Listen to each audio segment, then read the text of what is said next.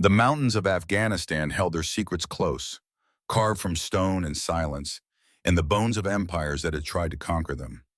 Captain Sarah Jennings understood this as she pressed herself against the cold rock face, her rifle scope tracking the enemy stronghold that had killed 19 American soldiers in 3 days. The sun was setting behind the peaks, painting the sky in shades of blood and gold, and somewhere in that fortified position, 800 meters away, Taliban fighters were preparing for another night of hunting the men and women she had sworn to protect. She was 28 years old, too young, some said, to be leading reconnaissance for a special forces platoon. Too small, others whispered, at 5'6" and 130 pounds. Too quiet, they all agreed, for someone whose call sign was Ghost. But Sarah Jennings had learned long ago that the loudest voices rarely said the most important things. Her father had taught her that. Her father had taught her everything that mattered. The radio crackled in her ear. Major William Patterson's voice carried the weight of 72 sleepless hours and too many body bags. 62 years old, career infantry, 3 wars and 4 deployments, and Sarah had never heard him sound this defeated. Ghost, this is Hammer. We need options. Command is talking about pulling back to the valley, leaving this sector to the enemy. Sarah studied the stronghold through her scope, her trained eye cataloging details that other soldiers would miss. The enemy had chosen their position with cruel intelligence, carving firing ports into natural rock formations, creating overlapping fields of fire that turned the approach into a killing zone. Conventional assault was suicide. Artillery would trigger rock slides that could bury American positions below. Air support couldn't find angles that wouldn't risk friendly casualties. But Sarah Jennings wasn't looking at the stronghold the way other soldiers did. She was seeing it the way her father had taught her to see every structure, every building, every defensive position. Not as an obstacle to overcome with superior firepower, but as a physics problem waiting for the right solution. She keyed her radio, her voice steady despite the adrenaline singing through her veins. Hammer, this is Ghost. I have an approach that might work, but I need you to trust me. The silence that followed lasted 5 seconds. In combat, 5 seconds could feel like forever. Ghost, Major Patterson finally replied, I've known you for 6 months. You've never made a bad call. But what we're facing here isn't a standard sniper mission. We need that entire complex neutralized. I need more than might work. Sarah closed her eyes, seeing not the Afghan mountains but a ranch in West Texas, feeling not the evening chill but the brutal heat of summer afternoons spent learning lessons that no military manual could teach. She saw her father's hands, weathered and precise, adjusting her rifle scope with the same care a surgeon would use with a scalpel. She heard his voice, patient and certain, explaining that every structure told a story if you knew how to listen. Sir, Sarah said quietly, what if I told you that stronghold isn't as solid as it looks? The enemy modified natural rock to create their firing positions. Every modification creates structural weakness. If I can identify the load-bearing points and target them in the right sequence, I can trigger a cascading failure that will neutralize the position without risking our people. The radio stayed silent. Sarah could imagine the scene at the forward command post.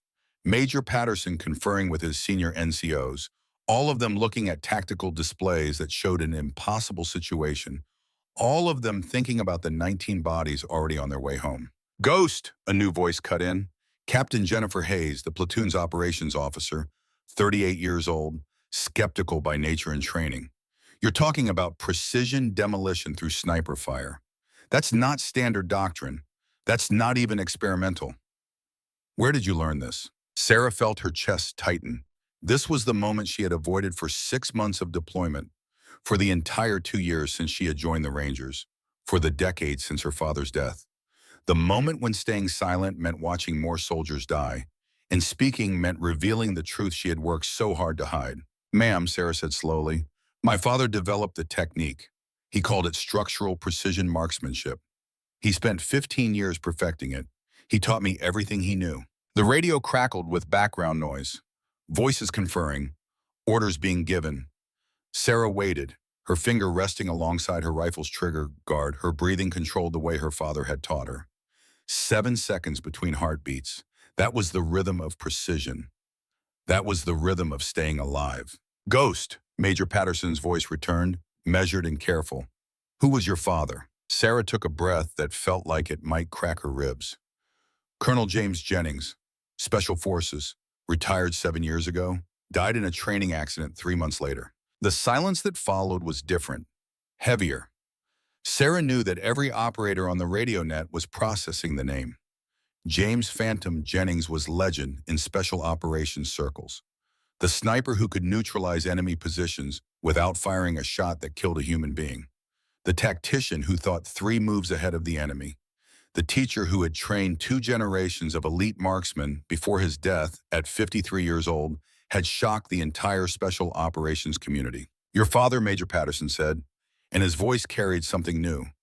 Respect maybe, or sorrow, or both.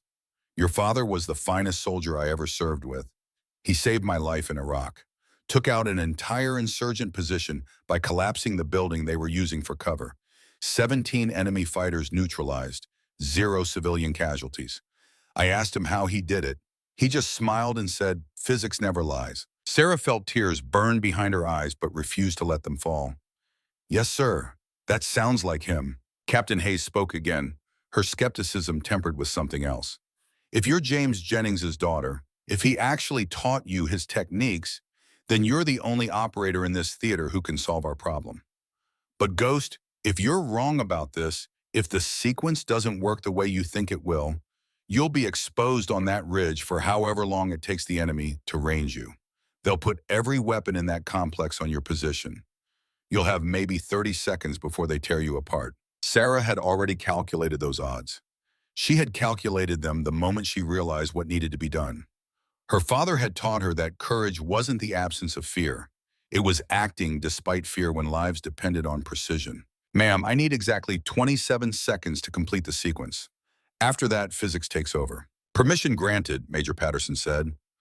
"Ghost, you are cleared to engage. May your father's spirit guide your shots." Sarah settled into her firing position, a slight depression in the rocks that gave her a stable platform and a clear line of sight to the enemy stronghold. Her rifle was an M110, semi-automatic, chambered in 7.62 millimeter, equipped with a Leopold Mark IV scope that could resolve details at 1,200 meters. But the real tools she needed weren't mechanical. They were the analytical skills her father had drilled into her during 8 years of training that had started when she was 13 years old and continued until the morning of his death. She began the process her father had called structural mapping. Through her scope, she identified every support beam, every load-bearing point, every junction where human modification met natural stone. The Taliban fighters had been clever, using the mountain itself as protection. But in doing so, they had made the same mistake that every defensive position eventually made. They had prioritized tactical advantage over structural integrity. Her father's voice echoed in her memory, patient and certain. "Baby girl, every structure wants to fall. It's held up by forces in precise balance. Change that balance in the right way, and gravity does all the work for you. So, your job isn't to destroy. Your job is to understand what's already trying to happen and give it permission." Sarah's breathing slowed. Her heartbeat steadied. The world narrowed to the crosshairs of her scope and the complex mathematical equation that only she could see. 7 critical support points. 7 shots. 27 seconds. If she failed, 19 dead Americans would become 20. If she succeeded, her father's legacy would finally emerge from the shadows where she had kept it hidden. She keyed her radio one final time. "This is Ghost. Beginning sequence in 3, 2, 1. The first shot broke the evening silence like thunder rolling down the mountain. 800 meters away, a wooden support beam that was holding up an overhanging rock shelf shattered under the impact of her bullet. The shelf sagged, stress fractures racing through stone that had been weakened by the enemy's modifications. Sarah worked the rifle's action, chambering a fresh round. Her movements were fluid, automatic, muscle memory built through 10,000 repetitions. Her father had believed that perfect practice created perfect performance. Now she was proving him right. Shot 2. Another support beam, different section, same level. The stone groaned audibly even at this distance as forces redistributed through the modified rock face. Taliban fighters began returning fire, muzzle flashes erupting from the stronghold like angry fireflies.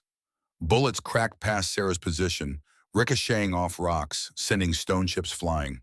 She ignored them. Her father had taught her that fear was just biology trying to protect you from things you couldn't control. The only thing Sarah could control right now was her precision. Shot 3. A critical junction point where enemy engineers had installed metal reinforcement to support an extended firing position. Her bullet struck the welded joint with surgical accuracy, and the metal screamed as it tore free from the stone. "Ghost, you've got multiple shooters ranging you." Captain Hayes' voice was urgent. "They're walking rounds toward your position." But Sarah was already shifting to her fourth target, her mind operating in that state of mathematical calm her father had taught her to access. A state where bullet trajectories became geometry problems and structural failures became physics equations, where fear couldn't exist because there was only the purity of cause and effect. Shot 4. The load-bearing beam that was now supporting weight from the collapsed sections above.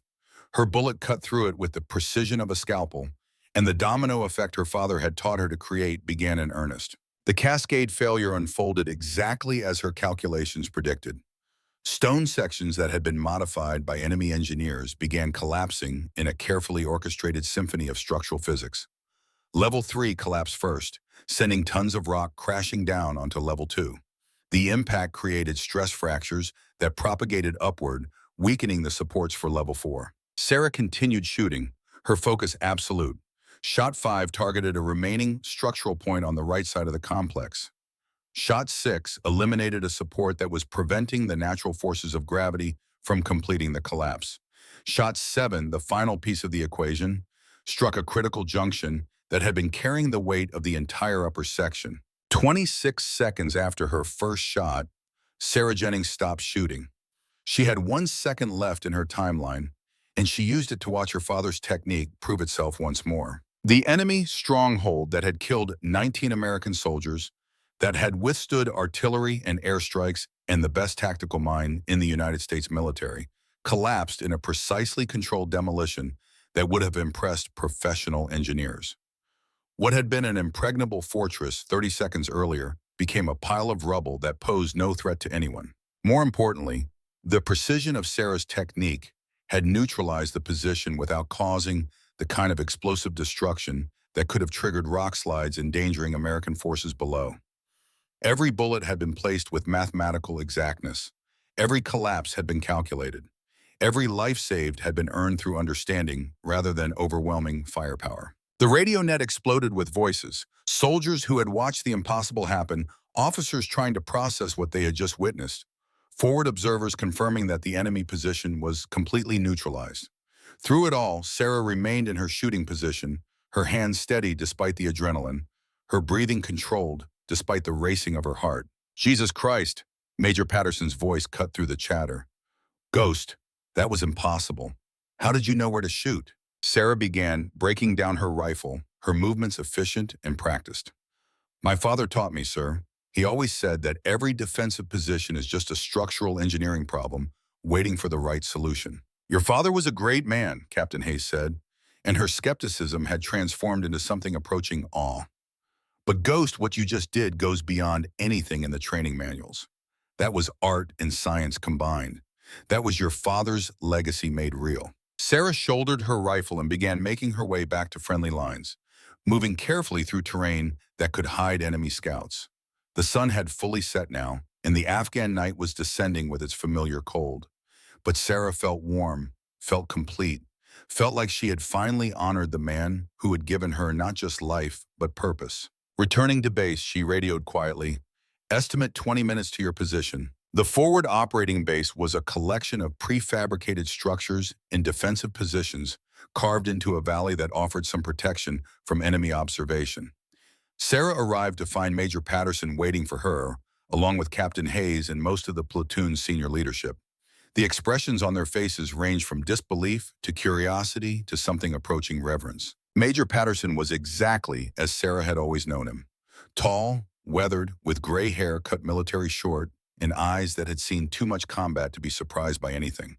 But right now, those eyes held wonder. "Captain Jennings," he said, using her rank for the first time in 6 months of deployment, "I need you to walk me through what you just did, because what I witnessed doesn't match anything I've ever seen in 3 decades of military service." Before Sarah could respond, a voice called out from the cluster of soldiers who had gathered to see the ghost who had just performed a miracle.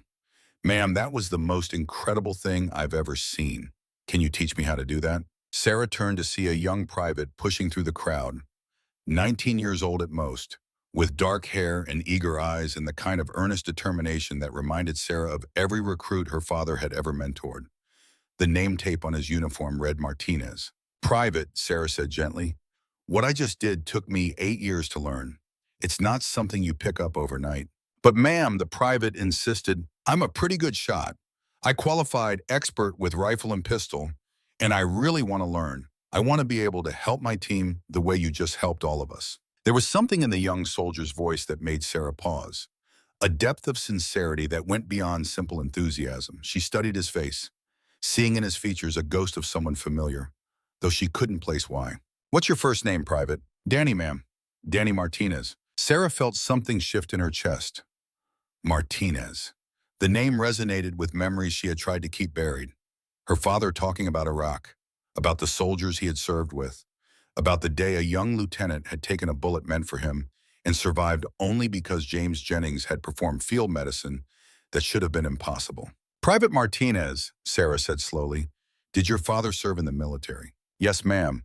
Lieutenant Alex Rodriguez. He died when I was 11, cancer from burn pit exposure. Sarah's throat tightened. Her father had mentioned Alex Rodriguez often in those final years before his death, had talked about the debt he could never repay, about the young officer who had proven that courage wasn't about rank or experience, but about character. Had mentioned setting aside money for Rodriguez's education fund, for his family, for the son who would grow up without a father. Your father was a hero, Sarah heard herself say. My dad talked about him often, said that saving Lieutenant Rodriguez was one of the most important things he ever did. Danny's eyes widened. Your dad knew my father. Private Martinez, Major Patterson interrupted, his voice carrying command authority. You'll have time to talk with Captain Jennings later. Right now, I need her for a critical briefing. Danny snapped to attention. Yes, sir. But before he stepped back, he looked at Sarah with an expression that was equal parts hope and determination. Ma'am, if you ever decide to teach what you know, I'd be honored to learn. Sarah nodded, unable to speak past the emotion in her throat. The private retreated and Major Patterson gestured toward the command post.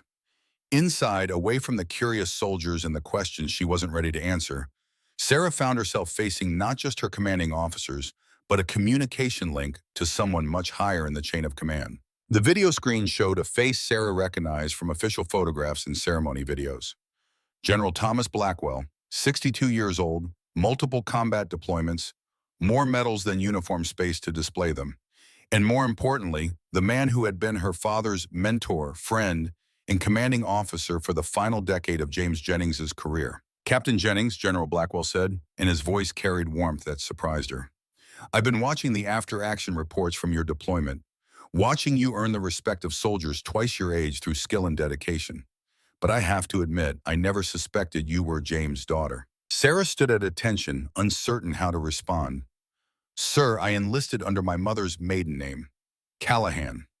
I wanted to earn my place through my own merit, not my father's reputation. General Blackwell's expression softened.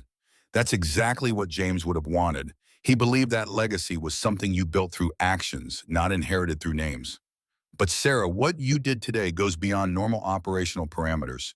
You used techniques that your father and I spent years developing, techniques that we believe died with him. Sir, Sarah said carefully, my father taught me structural precision, marksmanship from the time I was 13 until the day he died. He said it was too important to let it disappear. He made me promise I would use it to save lives if the situation ever required it. And now it has, General Blackwell said. Sarah, I'm going to be direct with you. The United States military needs what you know. We need soldiers who can solve impossible problems through precision and understanding rather than overwhelming firepower.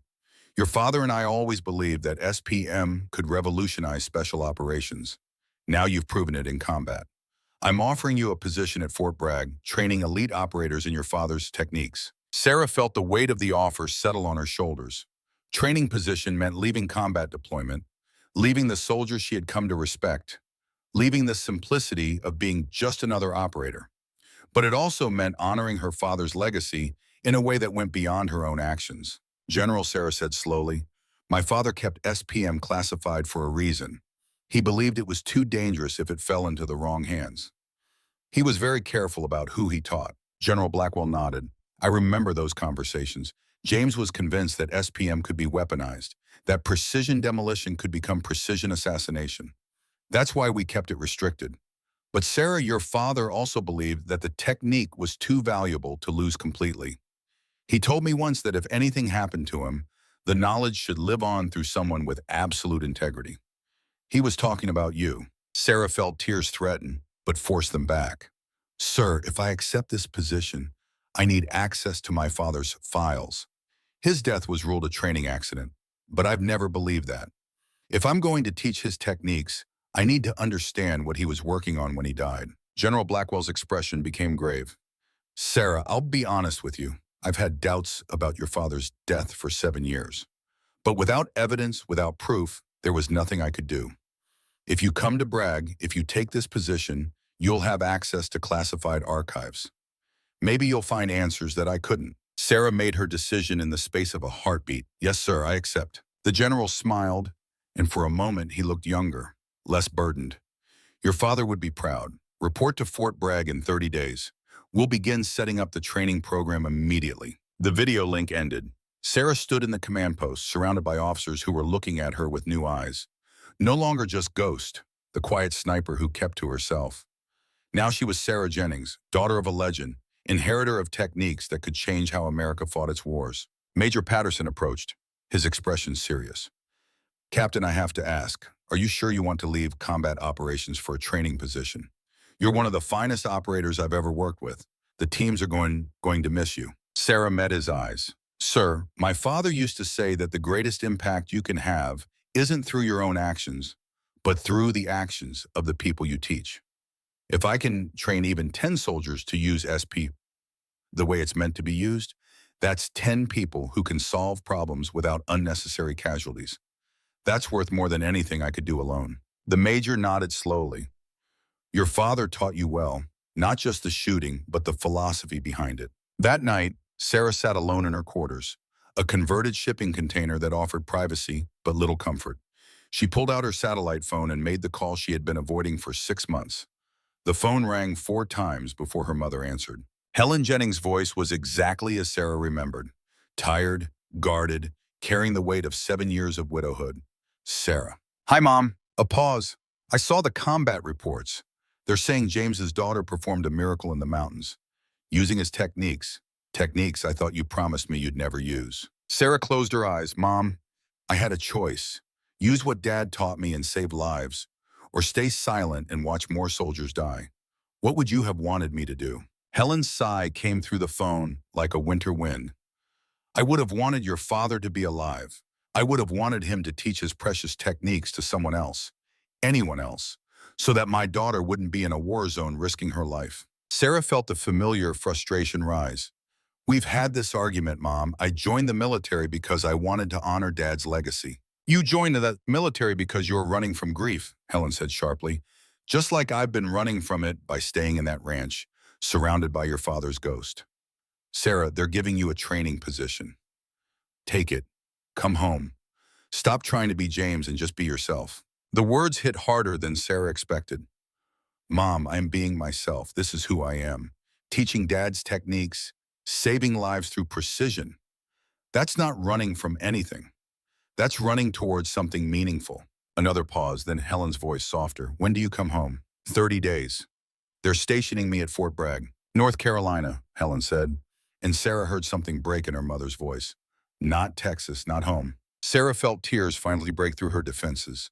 Mom, I need to do this. I need to finish what Dad started. I know, Helen whispered. I know you do. Just promise me something. Promise me you'll be careful. Promise me you'll remember that your father's greatest legacy isn't some shooting technique. It's you. You're what he was most proud of. Sarah wiped her eyes. I promise, Mom. They said goodbye, and Sarah sat in the darkness of her quarters, feeling the weight of 2 legacies pressing down on her shoulders. Her father's techniques and her mother's grief. Her duty to the military and her duty to family. The soldier she had become and the daughter she had always been. The next morning, Sarah began the process of transitioning her duties to other operators. She spent extra time with Private Danny Martinez, who had requested every opportunity to learn from her. There was something about the young soldier that reminded Sarah of her father's younger students. An eagerness tempered with humility, a desire to learn not for glory, but for competence. During a break in training, Danny approached her with obvious nervousness. "Ma'am, can I ask you something personal?" Sarah nodded. "Go ahead, Private." "My father, before he died, he told me stories about the soldiers he served with in Iraq. He talked about one man more than any other, a snubber who saved his life, who he said was the finest soldier he'd ever known. He never told me the name, but he said this soldier taught him that courage wasn't about being fearless. It was about doing what needed to be done despite fear." Sarah felt her chest tighten. "That sounds like something my father would say." Danny met her eyes. "Ma'am, was it your father who saved mine?" Sarah nodded slowly. "Yes, my dad talked about your father often. Said Lieutenant Rodriguez was one of the bravest men he'd ever served with. Said saving him was one of the most important things he ever did." Tears glistened in Danny's eyes, but he didn't let them fall. "Ma'am, I've been trying to honor my father's memory by being a good soldier, by learning everything I can. If you're teaching at Fort Bragg, if you're passing on what your father taught you, I want to request a transfer. I want to learn from you the way your father taught my dad." Sarah saw in Danny's face the same determination she had felt at his age, the same need to honor a parent's sacrifice through service and excellence. "You'd have to complete Ranger training first, have to prove you're ready for advanced instruction." "I'll do whatever it takes," Danny said firmly. "My father believed in yours. I believe in you." Sarah extended her hand. "Then when you get to Fort Bragg, Private Martinez, I'll make sure you're at the top of the candidate list." They shook hands, and Sarah felt something shift in her understanding of why she was taking this position. It wasn't just about honoring her father's memory. It was about creating new memories, new connections, new legacies that would extend beyond her father's death and her own life. The 30 days passed quickly. Sarah completed her deployment, transferred command of her sniper section, and prepared for the journey from Afghanistan to North Carolina. On her final night in country, she stood on the ridge where she had performed her father's technique, looking at the pile of rubble that had once been an enemy stronghold. The stars overhead were brilliant in the unpolluted Afghan sky. Sarah remembered standing with her father under similar stars at the ranch in Texas, him teaching her to navigate by constellations, explaining that the same physics that govern the movement of planets also govern the flight of bullets. Everything connected, everything part of a larger pattern. "Dad," she whispered to the stars, "I'm going to make you proud. I'm going to teach your techniques the right way, the way you meant them to be used." The wind carried her words away into the mountain darkness. Fort Bragg, North Carolina was chaos and order in equal measure. Hundreds of buildings, thousands of soldiers, the constant sound of helicopters, and gunfire from training ranges. Sarah reported to the Special Operations Training Center 3 days after returning from deployment, her uniforms pressed, her mind focused, her heart uncertain. General Blackwell met her personally, walking her through facilities that represented the cutting edge of military training. "As you requested," he said, "I've arranged access to your father's classified files. They're in the secure archives. You'll need my authorization to review them." They entered a climate-controlled vault where decades of military history were preserved in filing cabinets and digital storage. General Blackwell entered codes on a computerized system, and a section of files appeared on the screen. "James Jennings, Colonel, Special Forces, Classified Level 4. Sarah spent 6 hours reading through her father's official records. Deployment histories, commendations, after-action reports that detailed missions she had never known about.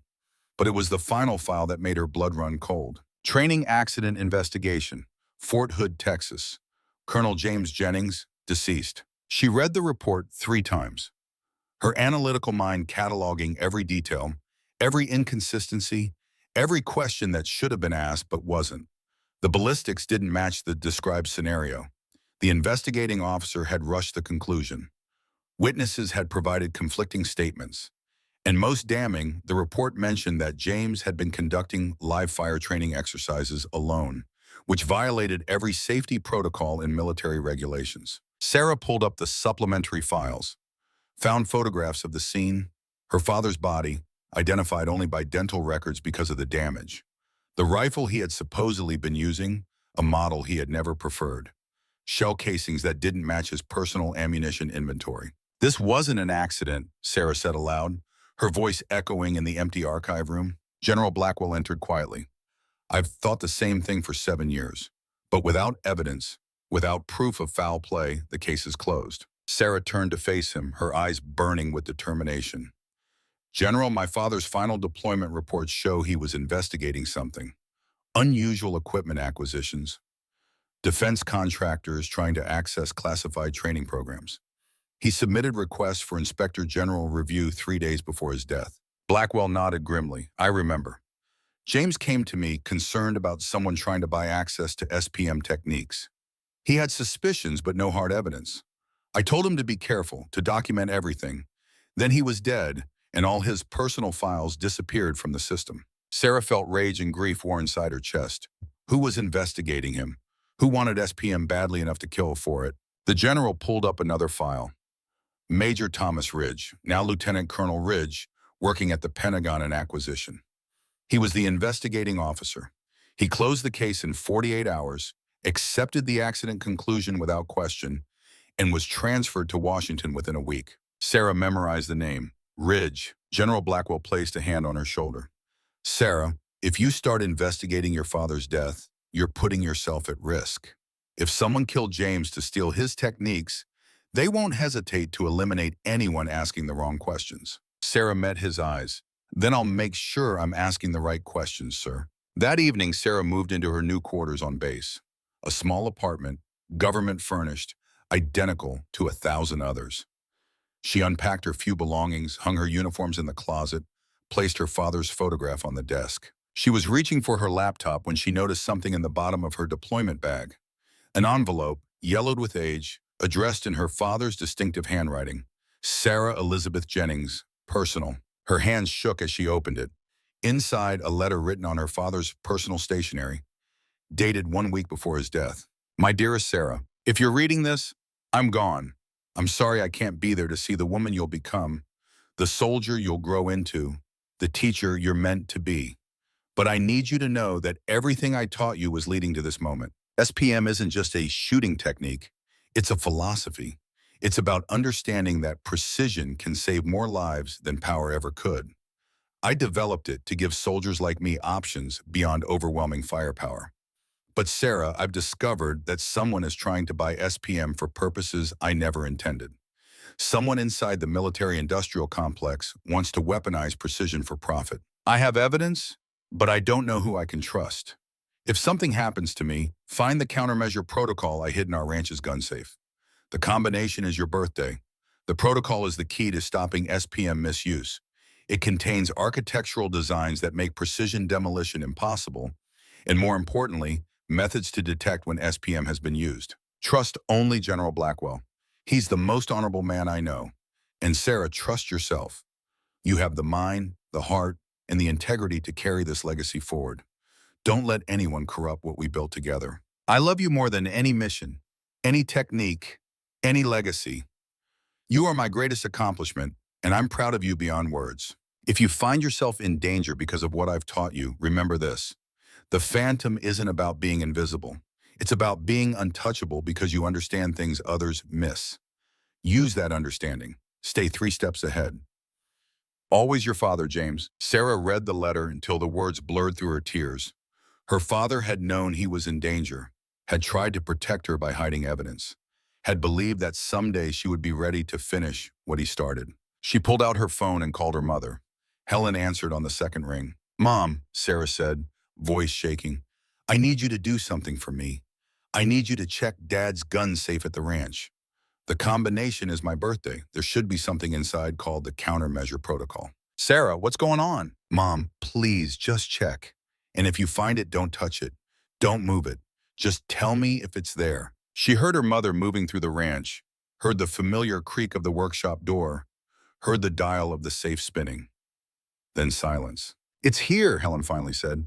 A notebook, leather-bound. The title says, Project Countermeasure for Sarah only. Sarah closed her eyes. Don't let anyone know you have it, Mom. I'll come get it as soon as I can arrange leave. Sarah. Helen's voice was frightened now. What was your father involved in? The truth, Sarah said softly. He was fighting against people who wanted to turn his life's work into a weapon, and they killed him for it. Helen's sharp intake of breath was loud enough to hear through the phone. Oh God. Mom, I need you to be careful. Lock the safe. Don't tell anyone what you found.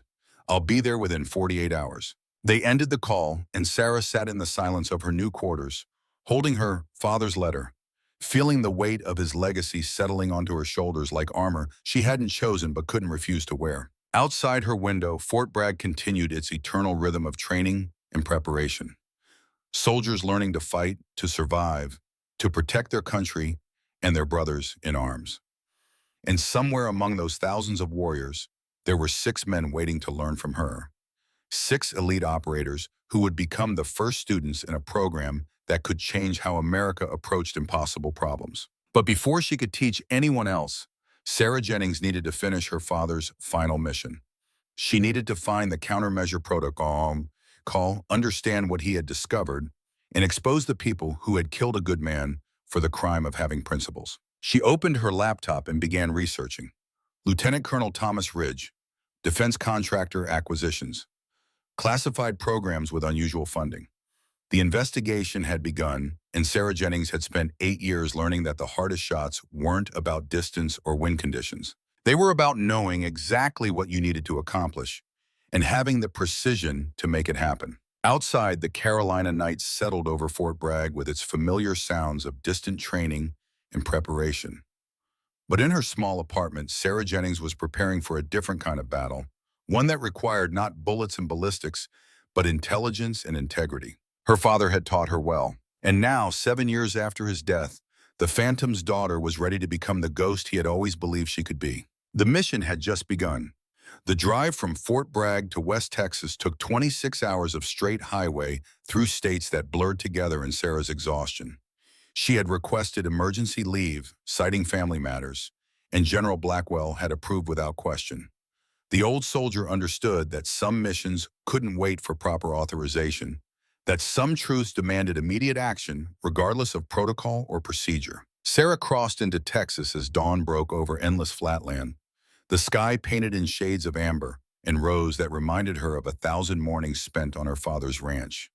The landscape here was unforgiving and beautiful in equal measure, shaped by wind and sun and the kind of patience that only nature possessed. Her father had loved this country, had chosen to retire here specifically because the emptiness allowed him to think clearly, to process the violence he had witnessed, to find peace in the mathematics of physics rather than the chaos of combat. The ranch appeared on the horizon like a memory made solid. 200 acres of scrubland and mesquite, a modest house built by her grandfather, and the workshop where James Jennings had spent his final years perfecting techniques that would outlive him. Sarah pulled through the gate, dust rising behind her rental car, and saw her mother standing on the front porch exactly as she had stood 7 years ago when military officers arrived to deliver news that would shatter their family. Helen Jennings was 55 years old but looked younger in the morning light, her dark hair streaked with gray, her frame still lean from years of ranch work. She wore jeans and a faded denim shirt, and her eyes carried the same cautious hope that had characterized every interaction with Sarah since the funeral. Mother and daughter had been dancing around grief for 7 years, each trying to honor James's memory in different ways, each unable to bridge the gap his death had created. Sarah stepped from the car, her military bearings softening as she approached the porch. Mom. Helen descended the steps, and for a moment they stood facing each other. 2 women bound by loss and love, and the ghost of the man they had both adored. Then Helen opened her arms, and Sarah stepped into an embrace that felt like coming home.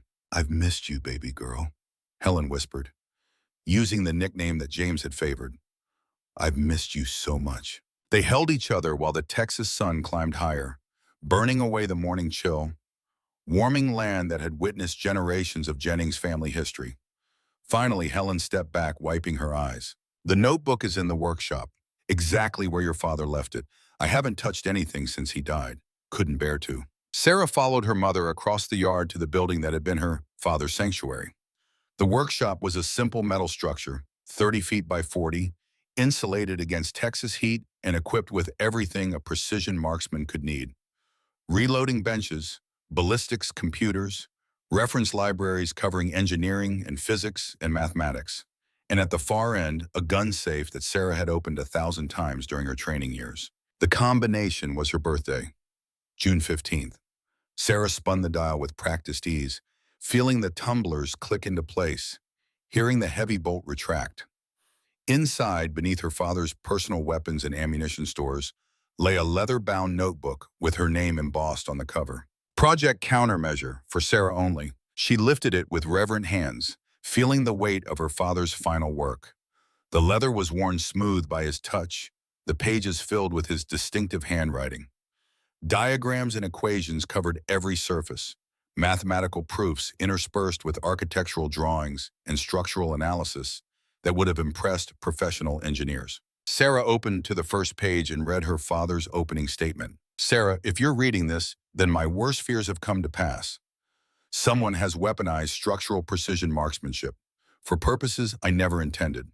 This protocol is the antidote. Study it carefully, master it completely, then use it to stop the misuse I couldn't prevent. The next 100 pages detailed architectural principles that made SPM impossible. Reinforcement patterns that distributed stress in ways precision shooting couldn't exploit. Material combinations that absorbed impact without catastrophic failure. Building designs that appeared conventional but contained hidden countermeasures against the very techniques James had pioneered. But the final section was what made Sarah's blood run cold. A list of 8 incidents over the past 6 years. Political assassinations in foreign countries. Journalists killed in building collapses. Activists eliminated through structural failures that appeared accidental. Each one analyzed in detail, each one showing clear evidence of corrupted SPM techniques. Her father had known, had documented, had tried to stop it. Sarah looked up to find her mother watching from the doorway. Mom, did Dad ever mention someone named Thomas Ridge? Helen's expression darkened. Major Ridge. Yes, your father talked about him in those final weeks. Said Ridge was asking too many questions about SPM, trying to access classified training materials. James reported him to the Inspector General 3 days before he died. Sarah felt pieces clicking into place. And after Dad's death, Ridge was the investigating officer. Helen nodded. He came to the house, asked questions, took your father's personal files. I never saw them again. He closed the case in 2 days, ruled it an accident, and then disappeared. I tried to follow up, tried to get answers, but nobody would talk to me. Sarah pulled out her phone and began photographing every page of the countermeasure protocol. Her father had left her a roadmap, and she intended to follow it. But first, she needed to understand who had killed him and why. Mom, I need to ask you something. Did Dad ever mention defense contractors? Companies trying to buy his techniques. Helen moved deeper into the workshop, running her hand along James's reloading bench. There was one company, Vanguard Defense Solutions. Their CEO called the house several times. Richard something. Your father refused to take the calls, said the man was a vulture trying to profit from military innovation. Sarah's hands stilled over her phone. Richard Cordell. Helen looked up sharply. You know him. I know of him. Sarah's voice was grim. He was a colonel, served at the same time as Dad. Retired 7 years ago and immediately founded Vanguard. The company specializes in precision targeting systems. Helen's face went pale. Sarah, are you saying this man killed your father? I'm saying Dad's death wasn't an accident. I'm saying someone wanted SPM badly enough to murder for it. And I'm saying I'm going to prove it. Mother and daughter stood in the workshop that still smelled of gun oil and determination, surrounded by the tools James Jennings had used to revolutionize warfare, and made a silent pact. The Phantom's legacy would not be stolen. His death would not go unavenged, and his daughter would finish what he started, no matter the cost. Sarah spent 6 hours in the workshop, photographing the countermeasure protocol, memorizing key passages, understanding her father's final gift. Then she secured the original in a safety deposit box in town, sent encrypted copies to General Blackwell, and prepared to return to Fort Bragg with knowledge that could change everything. Before she left, Helen pulled her aside. Sarah, I need you to promise me something. Promise me you won't let revenge consume you the way grief consumed me. Your father wouldn't want that. Sarah embraced her mother. I'm not seeking revenge, Mom. I'm seeking justice. There's a difference. Is there? Helen asked softly. Because from where I'm standing, they look dangerously similar. Sarah had no answer for that. The flight back to North Carolina gave Sarah time to process what she had learned. Her father had been murdered by people who wanted to weaponize his life's work for profit. The evidence was in the countermeasure protocol, documented with the same precision James had applied to everything. But evidence alone wouldn't be enough.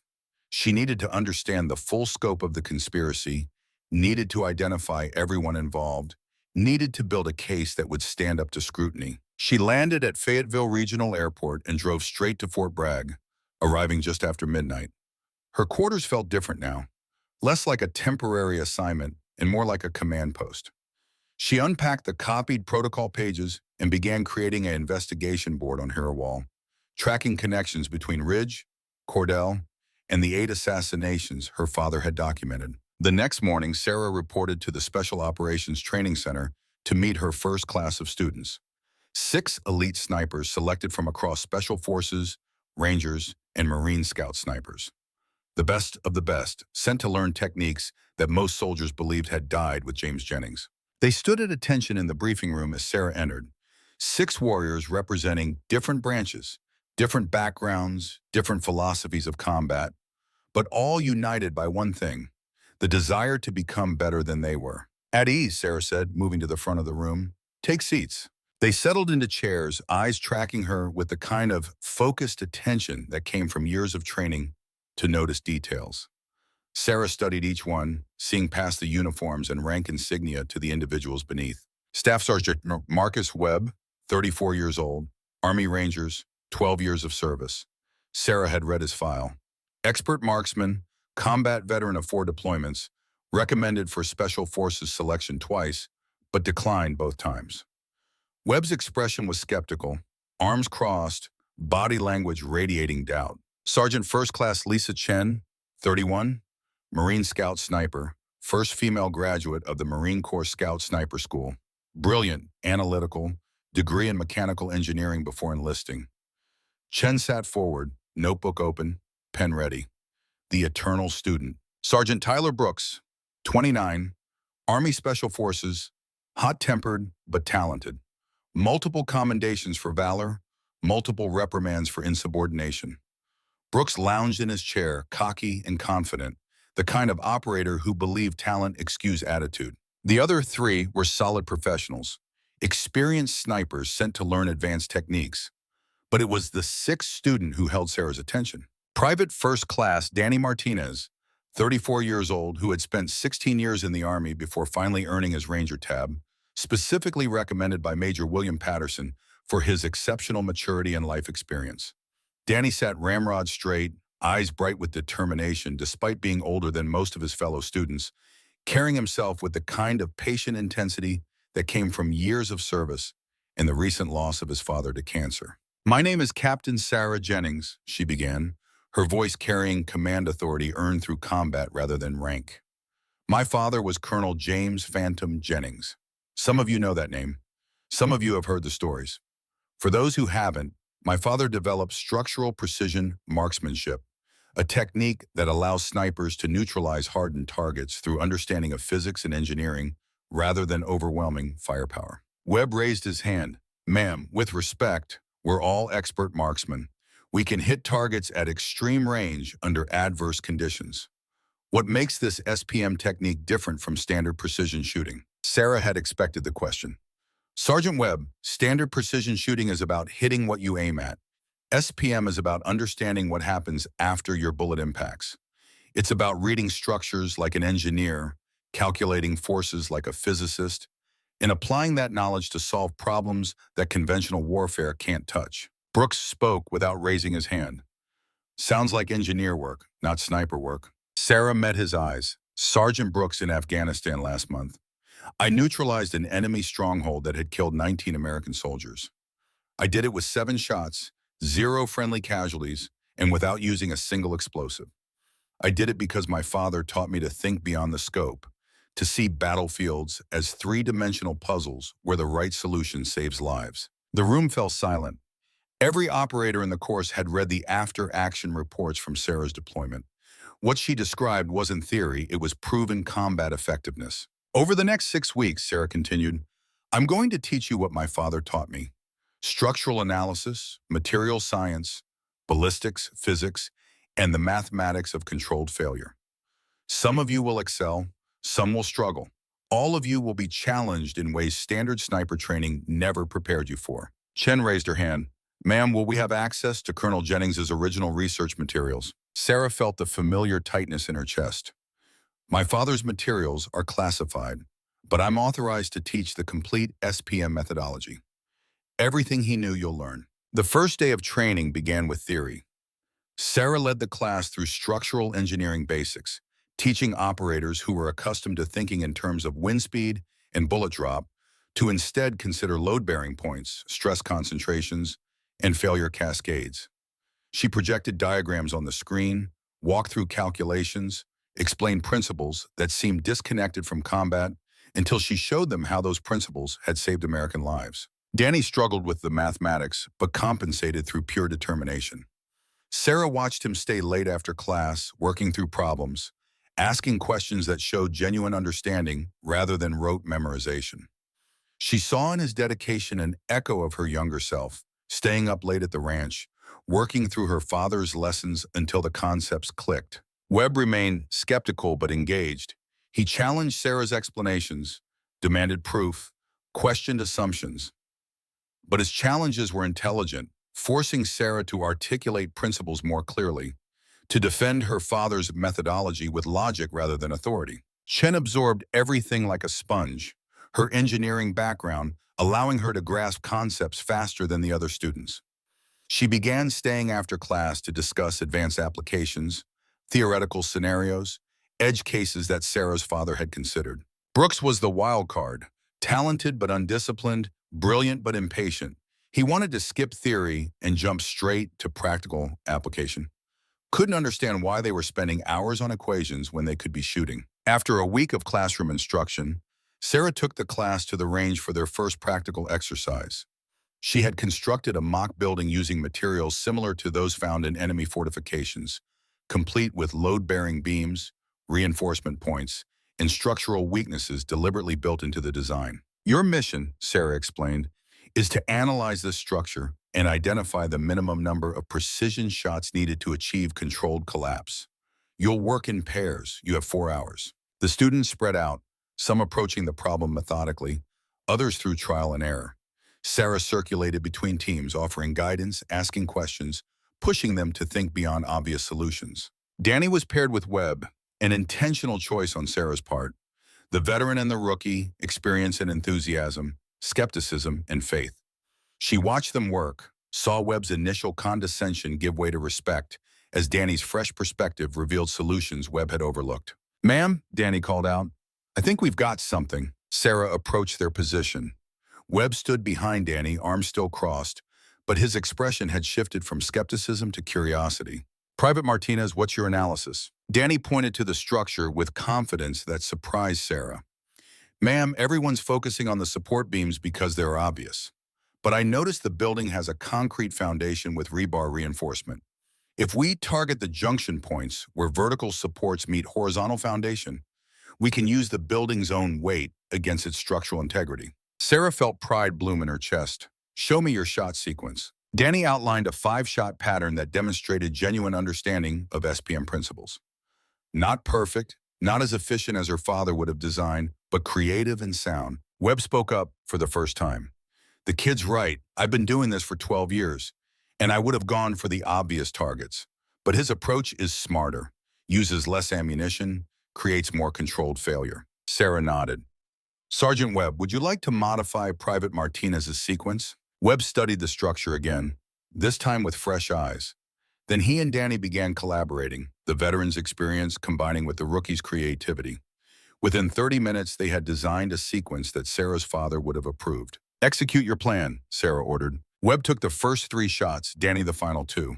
The building collapsed exactly as they had calculated, a controlled demolition that would have made professional engineers proud. The other teams watched with varying expressions of amazement and frustration.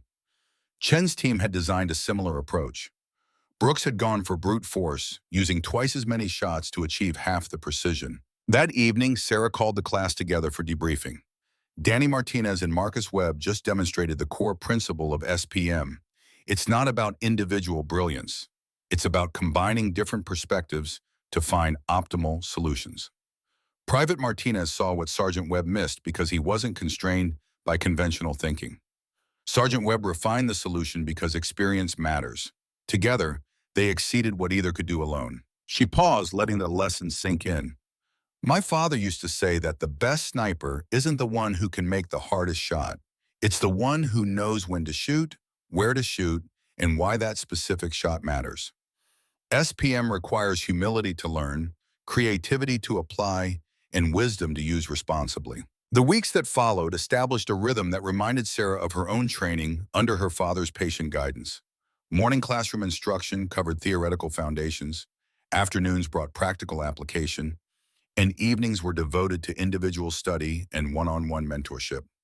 Sarah pushed her students hard, demanding excellence in every calculation, every structural analysis, every shot fired. But she never pushed harder than her father had pushed her, never demanded more than she herself had been required to master. She shared stories from her training years, painting pictures of summer afternoons at the ranch where a teenage girl learned that physics could be beautiful, that mathematics could save lives, that precision was a form of respect for the world's inherent order. Her students listened with the kind of attention that transcended military discipline, recognizing that they were receiving not just technical instruction, but philosophical wisdom. Webb slowly transformed from skeptic to believer. Sarah watched the change happen in increments, saw him begin to apply structural analysis to tactical problems he had previously approached with conventional thinking. One afternoon, after successfully calculating a complex demolition sequence, Webb approached Sarah with unusual humility. "Ma'am, I owe you an apology. I spent the first week thinking this was academic nonsense. But what you're teaching, what your father developed, it's combat multiplier unlike anything I've encountered in 12 years of service." Sarah appreciated the acknowledgement. "Sergeant, skepticism is healthy. My father always said the best students question everything until they understand why it works. You've earned your understanding honestly." Chen approached SPM with the methodical precision of an engineer, treating each lesson as a problem set to be solved rather than a skill to be memorized. She stayed late most evenings, working through theoretical scenarios, pushing the boundaries of what SPM could accomplish. Sarah recognized in Chen the same hunger for knowledge that had driven her own younger self. During one late-night session, Chen presented Sarah with a question that demonstrated genuine mastery. "Ma'am, I've been analyzing the 8 assassinations in your father's notes. The structural collapses share signatures, specific angles of failure, predictable debris patterns. If someone understood those signatures, could they develop forensic methods to prove SPM was used?" Sarah felt her pulse quicken. That's exactly what my father was working on before he died. The countermeasure protocol isn't just about preventing SPM attacks. It's about detecting them after the fact. Chen's eyes lit with understanding.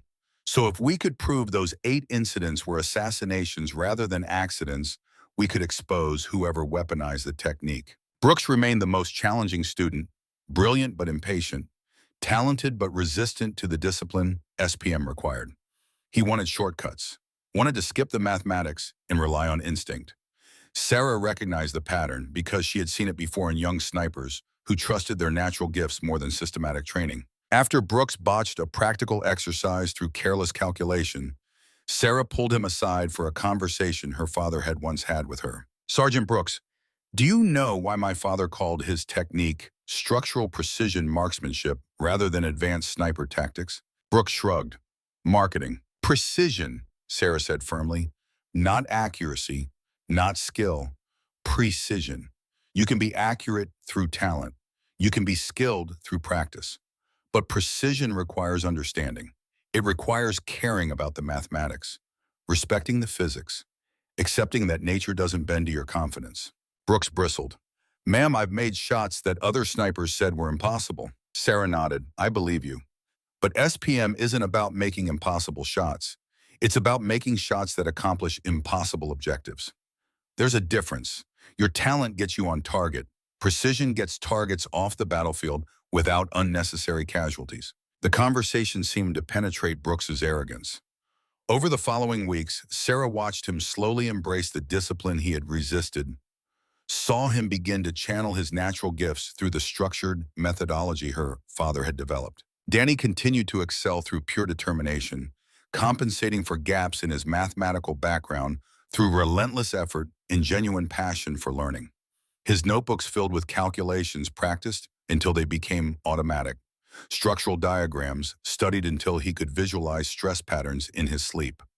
Sarah made time for one-on-one instruction most evenings, tutoring him in the workshop behind the training center, watching him grow from eager rookie to competent practitioner. One night, after Danny successfully solved a problem that had stumped more experienced students, Sarah shared a memory she rarely discussed. When I was 16, my father gave me a structural analysis that took me 3 days to solve. I was frustrated, ready to quit, convinced I'd never understand the mathematics.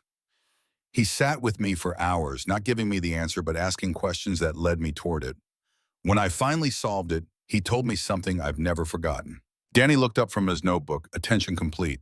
What did he say? Sarah felt her father's presence like a warmth in the room. He said that genius is just stubbornness refined by patience, that the smartest people aren't those who understand quickly. They're the ones who refuse to stop until they understand completely. Danny absorbed the lesson with visible emotion. Ma'am, that's exactly how my father talked about Colonel Jennings.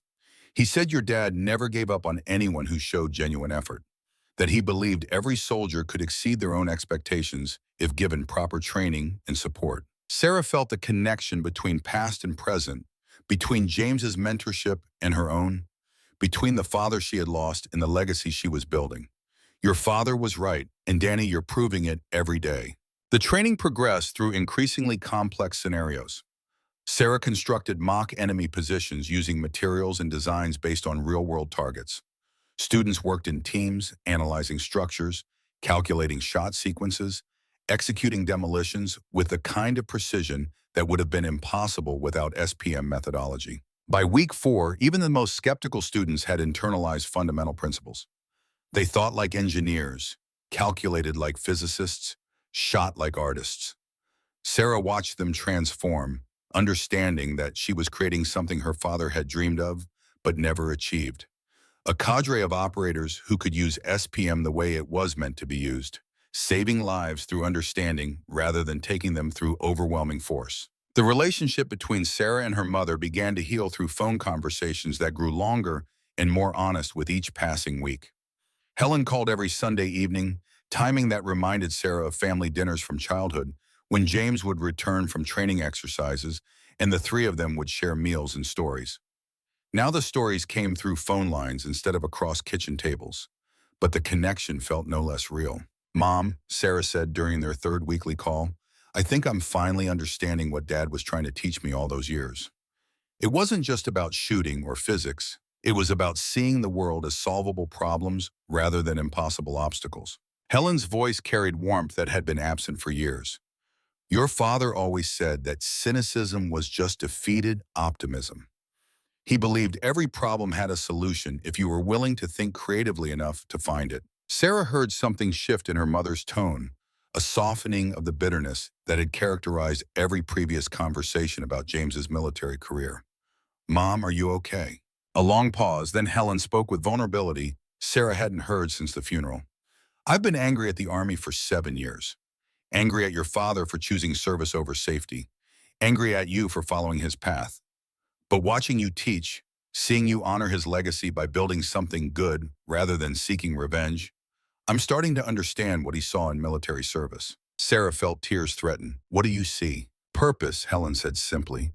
Your father needed purpose the way other men need air. The military gave him that. Teaching gave him that. You gave him that. I was so focused on what the Army took from us that I couldn't see what it gave him. Meaning, direction, a way to turn his gifts into something that helped others. They talked for 2 hours that night, sharing memories of James that had been too painful to discuss before. Helen described the young soldier she had fallen in love with, intense and idealistic, determined to make the world safer through understanding rather than violence. Sarah shared stories from her training years, moments when her father's patience had transformed her frustration into breakthrough understanding. The weekly calls became a ritual that both women needed, a way of processing grief that had been frozen for 7 years, allowing themselves to remember James not as an absence, but as a presence that continued to shape their lives. During one conversation, Helen revealed something she had kept hidden. Sarah, I found letters your father wrote to you over the years. He never sent them, kept them in a box in his workshop. Letters for every birthday, every Christmas, every major milestone. He wrote them planning to give them all to you when you finished your training. When he was ready to pass on SPM officially, Sarah's chest tightened. Mom, I need to see those letters. I know, Helen said. I'll bring them when I visit next month. I'm coming to Fort Bragg. I want to see where you're teaching, meet your students, understand the work you're doing. The announcement stunned Sarah. Mom, you said you'd never set foot on a military base again. Helen's voice was firm but gentle. I said a lot of things in grief that I didn't mean. Your father loved the military. You love it. Maybe it's time I stop blaming an institution for a man's choice. James chose to serve. He chose to develop SPM. He chose to fight corruption even when it put him in danger. Those were his decisions, made with full understanding of consequences. I need to honor those choices rather than resent them. Sarah felt something break open in her chest, years of tension between duty and family finally beginning to resolve. I love you, Mom. I love you too, baby girl. Your father would be so proud of the woman you've become, the teacher you're becoming. One night, after a particularly challenging training session, Danny lingered in the classroom. Ma'am, can I ask you something personal? Sarah looked up from organizing training materials. Of course. My father, Lieutenant Alex Rodriguez, he died when I was 11.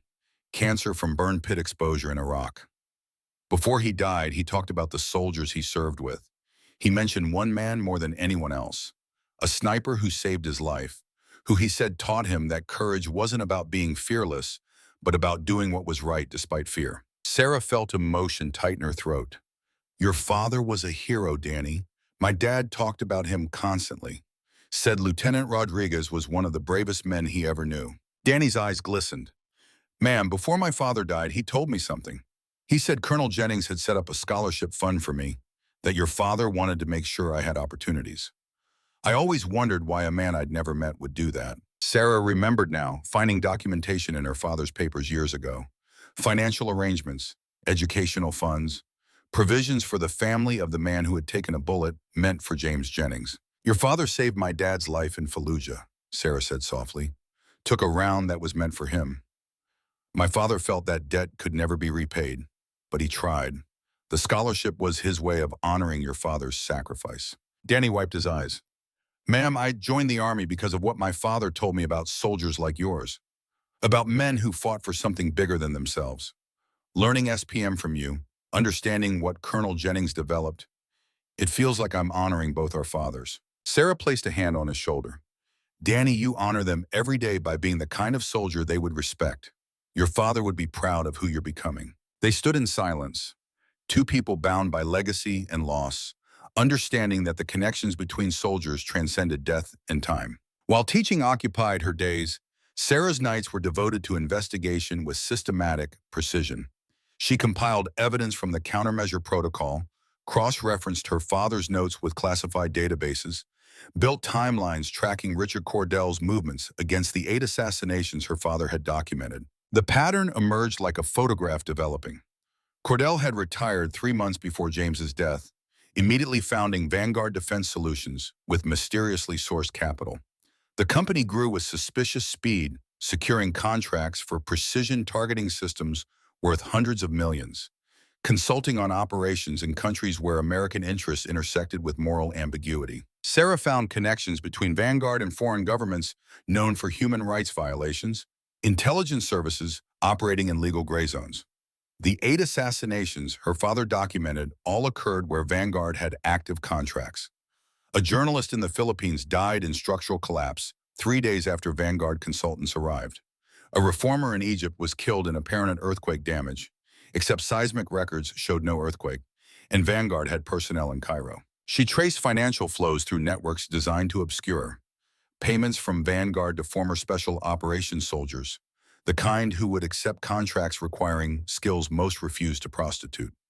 Travel records showing Cordell visiting locations days before targeted assassinations. Sarah discovered the connection to Thomas Ridge through financial records that should have been sealed.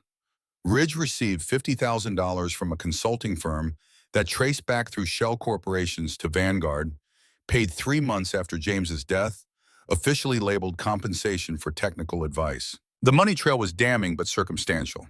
She documented everything with meticulous care, creating encrypted backups distributed across secure servers, ensuring evidence would survive if something happened to her. She brought her findings to General Blackwell during a late-night meeting in his secure office. The general studied her evidence board with the same intensity he had once applied to battlefield maps. "Sarah, this is circumstantial, suggestive, damning even, but not proof. Cordell could claim coincidence. His lawyers would argue that any defense contractor operating internationally would have similar patterns. Then we need direct evidence," Sarah said. "We need to connect Cordell to specific assassinations. We need testimony, communications, financial records that show intent." Blackwell leaned back in his chair. "I've been making inquiries through back channels. Cordell has protection at high levels. Political connections, financial leverage, friends and intelligence community. Taking him down won't be easy." Sarah felt determination harden into resolve. "My father tried to expose him and died for it. I won't let that happen again. But General, I need to know. Did you suspect Cordell 7 years ago?" The old soldier's expression was pained. "I suspected someone inside the military-industrial complex wanted SPM. Your father came to me with concerns, but he died before providing hard evidence. I've carried that guilt for 7 years. If I had acted faster, if I had taken his warnings more seriously, maybe James would still be alive." Sarah understood then that Blackwell's support wasn't just professional, it was personal. He was trying to atone for failing a friend. "Sir, help me finish what my father started. Help me protect his legacy." Blackwell nodded slowly. "I'll give you resources, access, authorization. But Sarah, if Cordell killed your father, he won't hesitate to eliminate you. You need to be careful." The warning proved prescient 3 days later. Sarah had just finished an evening training session when she returned to her quarters and found the door slightly ajar. Military training kicked in instantly. She drew her sidearm, cleared the corners, swept through rooms with practiced efficiency. The apartment had been professionally searched, not ransacked, but methodically examined. Drawers opened and carefully closed. Computer equipment examined, documents rifled through with precision that suggested training. Her father's letter was gone. The photographs she had made of the countermeasure protocol, stored in her desk, were missing. But the searchers had made one mistake. They had left a message. On her desk, written on her own notepad in block letters, "Stop investigating or suffer your father's fate." Sarah stared at the threat, feeling not fear, but cold fury. Cordell knew she was getting close, knew she was building a tape. And rather than intimidating her, the warning only confirmed what she had suspected. She called General Blackwell immediately. "Sir, my quarters were breached, files stolen. I'm being threatened." The general's response was immediate. "Pack a bag. You're coming to secure housing on base. We'll post security." Sarah was already moving, grabbing essentials. "Sir, with respect, I don't need protection. I need to go on offense." Cordell just showed his hand. "He's scared." "Which makes him dangerous," Blackwell countered. "Sarah, think strategically. He has resources, connections, killers on payroll. You have training and determination. Those aren't equal odds." But Sarah was already formulating a plan. The countermeasure protocol was safe, encrypted copies distributed to secure servers. Her investigation files were backed up. The physical evidence Cordell's people had stolen was replaceable. But now she had something more valuable. Proof that Cordell considered her a threat. "Sir," Sarah said carefully, "I think it's time I took emergency leave. Family matter in Texas. My mother needs help with the ranch." Blackwell was silent for a long moment. "You're going after the original protocol." "I'm going to protect my mother," Sarah said, which was true. "And I'm going to set a trap," which was also true. The general sighed. "How much time do you need?" 72 hours, maybe less. "You're just like your father. Brilliant and stubborn in equal measure. Go." "But Sarah, if you're not back in 4 days, I'm sending the entire Special Forces group to Texas." "Understood, sir." Sarah packed quickly, professional and efficient. She secured her service weapon, grabbed go-bag essentials, locked her quarters. Before leaving base, she stopped by the barracks where her students were housed. Danny answered her knock still in physical training gear, sweating from an evening workout. "Ma'am, private, I need you to do something for me. If anything happens, if you don't hear from me in 4 days, I need you to contact General Blackwell. Tell him to check the safety deposit box at First National Bank in Abilene, Texas. The key is taped under my desk in the classroom. Can you remember that? Danny's expression shifted from confusion to concern. Ma'am, are you in danger? Sarah smiled, trying to project confidence she didn't entirely feel. I'm going to finish what my father started, but I need to know someone has my back if things go wrong. Danny stood straighter. Ma'am, you've taught me more in 4 weeks than I learned in a year of training. If you need help, if you need backup, I can be ready in 10 minutes. The offer touched Sarah more than she could express. Danny, the best way you can help is by becoming the kind of soldier my father would have been proud to serve with. Keep studying, keep learning, and if I don't come back, you tell the next class everything I taught you.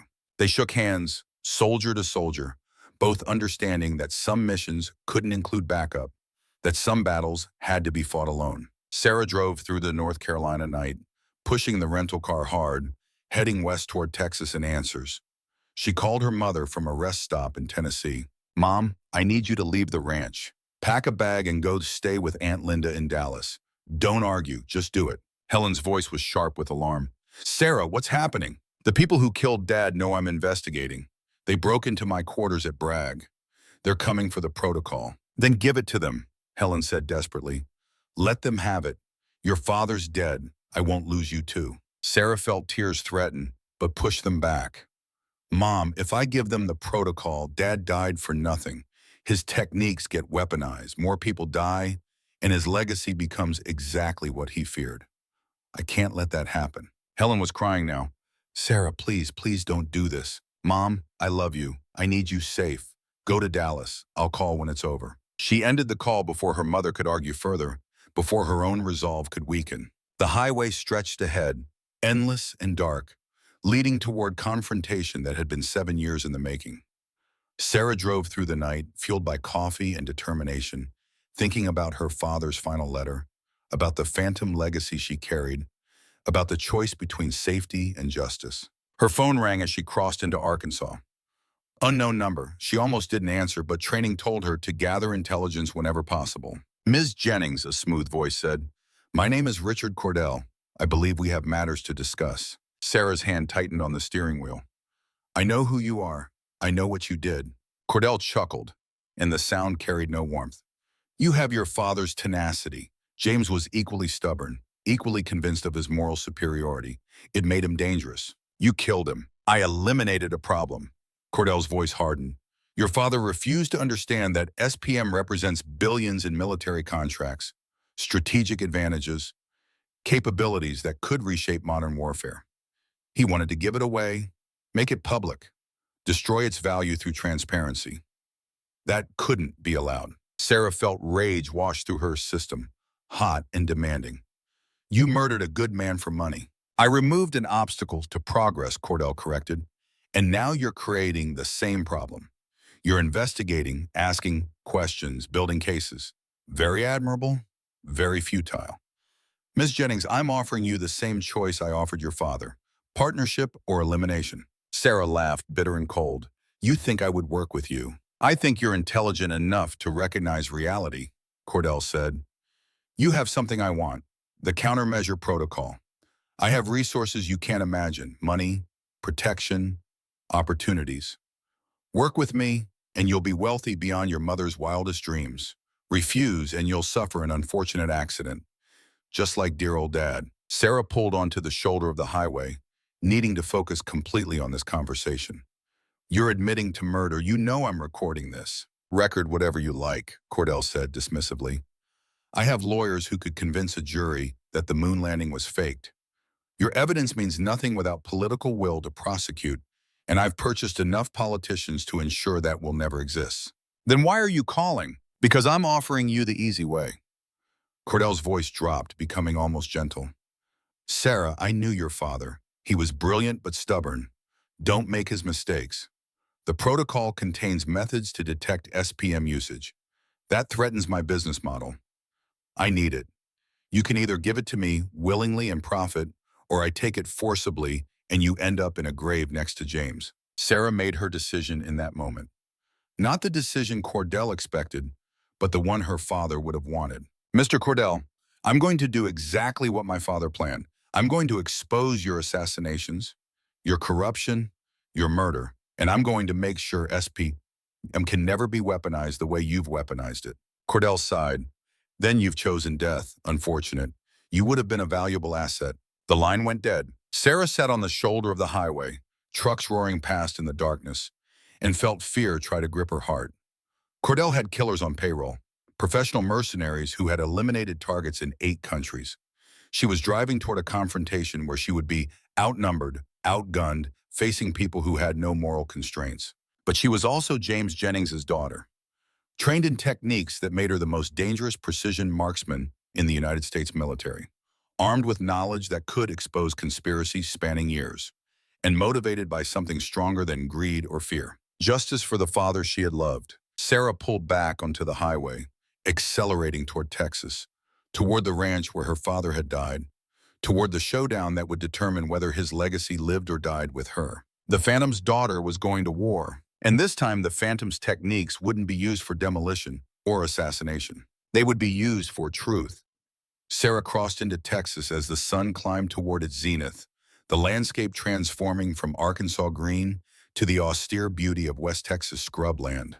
She had been driving for 18 hours straight, fueled by coffee and determination and the kind of focused rage that her father had taught her to channel into precision rather than recklessness.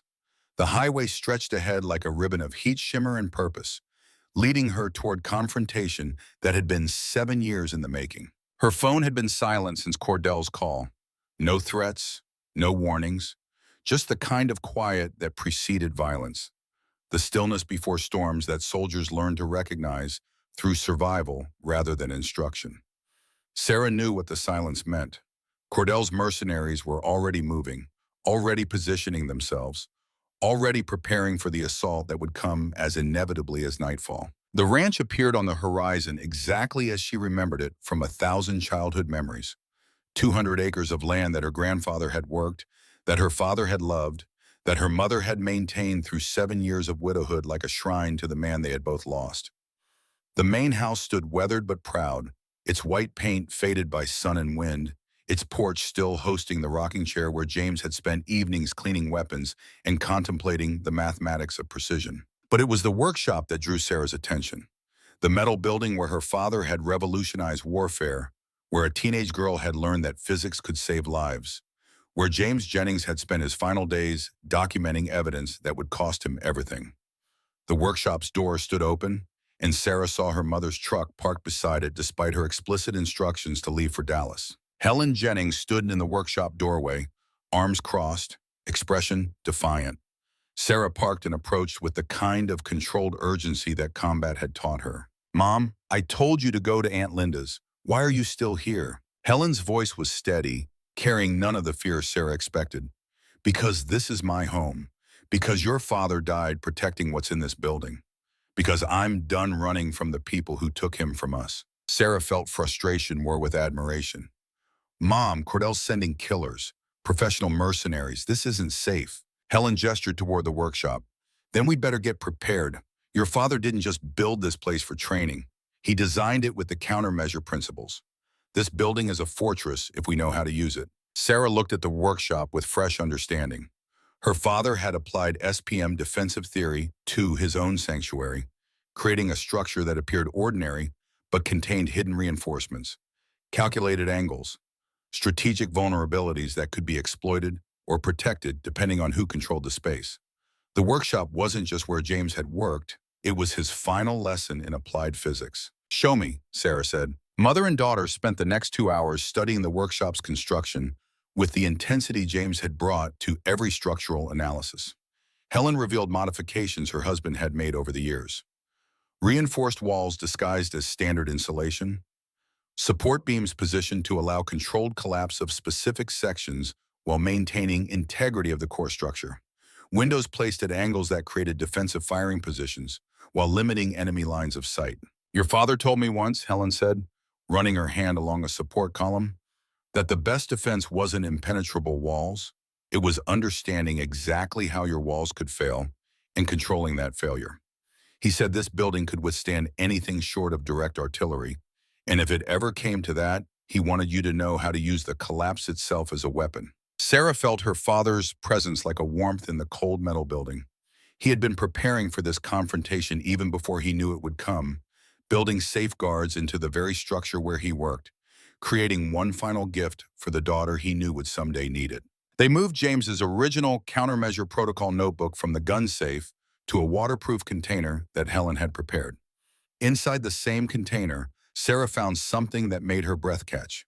A second letter, this one addressed to Lieutenant Alex Rodriguez's family, dated 2 days before her father's death. Sarah opened the envelope with trembling hands and read her father's elegant script. Dear Maria Rodriguez and Danny, if you're reading this letter, then I am gone, and Sarah has found her way to the truth I tried to protect. Alex was my brother in arms, my friend, the man who saved my life when saving it seemed impossible. The debt I owe him can never be repaid in full, but I've tried to honor it by providing for his family. Danny, your father talked about you constantly, showed me pictures, told me about your intelligence, your determination, your desire to serve. I've established a scholarship fund in your name, but more than that, I've left instructions with General Thomas Blackwell. If you choose military service, if you prove yourself worthy through character rather than connections, you will be offered a place in advanced training programs. I'm writing this because fear I may not live to see you grow into the man your father believed you would become. Someone is trying to weaponize the techniques I developed to save lives. Someone who values profit over principles. If they succeed, if I fail to stop them, then the responsibility falls to Sarah. And Sarah may need help from soldiers who understand what their fathers fought for. Danny, if you read this, if you have the chance to serve with my daughter, know that you carry your father's courage. Know that Alex Rodriguez was one of the finest men I ever knew. Know that the bond between soldiers transcends death, and that I consider it my highest honor to have served beside him. Tell your mother that Alex's sacrifice was not in vain. Tell her that the man she loved made a difference that echoes through time. With deepest respect and gratitude, Colonel James Jennings. Sarah looked up to find her mother watching with tears streaming down her face. He never sent it. Never got the chance. Helen nodded. I found it last week when I was preparing to bring you his birthday letters. I think he wanted you to find it when the time was right, when you understood what he was really building. Sarah felt the pieces clicking into place with the precision her father had taught her to recognize. James hadn't just been developing techniques. He had been building a network of legacy, connecting his daughter to the son of the man who had saved him, creating bonds that would outlast his death. Danny Martinez wasn't just another student. He was part of her father's final plan, a living connection between generations of soldiers who fought for something beyond themselves. Mom, Sarah said quietly, I need to call someone. She pulled out her phone and dialed Danny's number. The young soldier answered on the second ring, his voice carrying the alert tension of someone who had been waiting for contact. Ma'am. Danny, Sarah said, I need to ask you something. Did your mother ever mention a letter from my father? A pause. Then Danny's voice thick with emotion. Yes, ma'am. She gave it to me after I enlisted. It's why I requested assignment to your training course. Colonel Jennings wrote that if I ever had the chance to serve with you, I should take it. That you would finish what our fathers started together. Sarah felt her chest tighten. Danny, I'm at the ranch in Texas. The people who killed my father are coming here. I'm not ordering you to help. I'm not even asking. But if you wanted to honor what our fathers believed in, now would be the time. Danny's response was immediate. Ma'am, I'm already in the car. Sergeant Webb, Sergeant Chen, and Sergeant Brooks are with me. We left Fort Bragg 4 hours ago. General Blackwell approved emergency leave when I told him you might need backup. We're about 6 hours out. Sarah felt something break open in her chest. Danny, this isn't a training exercise. These are professional killers. Webb's voice came through the phone, gruff and certain.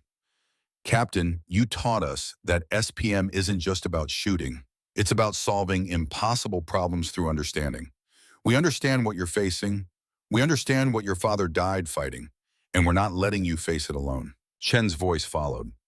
Ma'am, I've been analyzing the 8 assassinations in your father's notes.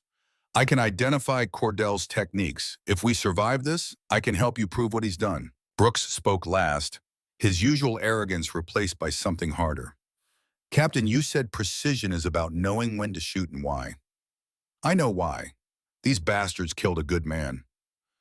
That's reason enough. Sarah looked at her mother, saw Helen nodding with the kind of fierce pride that transcended fear. Tell them to hurry, Helen said. Tell them their fathers would be proud. Sarah relayed coordinates and tactical considerations, then ended the call. 6 hours. They needed to hold for 6 hours against however many mercenaries Cordell sent. The odds were bad, but not impossible. Her father had taught her that impossible was just a calculation waiting for the right variables. They spent the next hour preparing the workshop for siege. Helen proved surprisingly capable, moving with efficiency that spoke of military spouse experience. She had lived through James's deployments, had learned contingency planning through necessity, had absorbed more tactical thinking than Sarah had realized. Your father made me practice this scenario, Helen said as they positioned supplies and ammunition.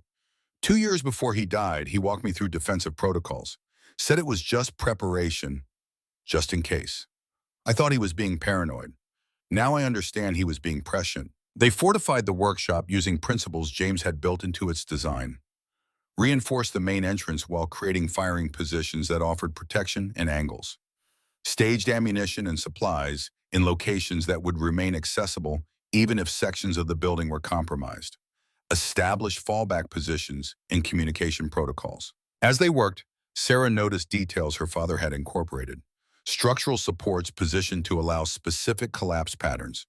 Materials chosen for their ballistic properties disguised as ordinary construction.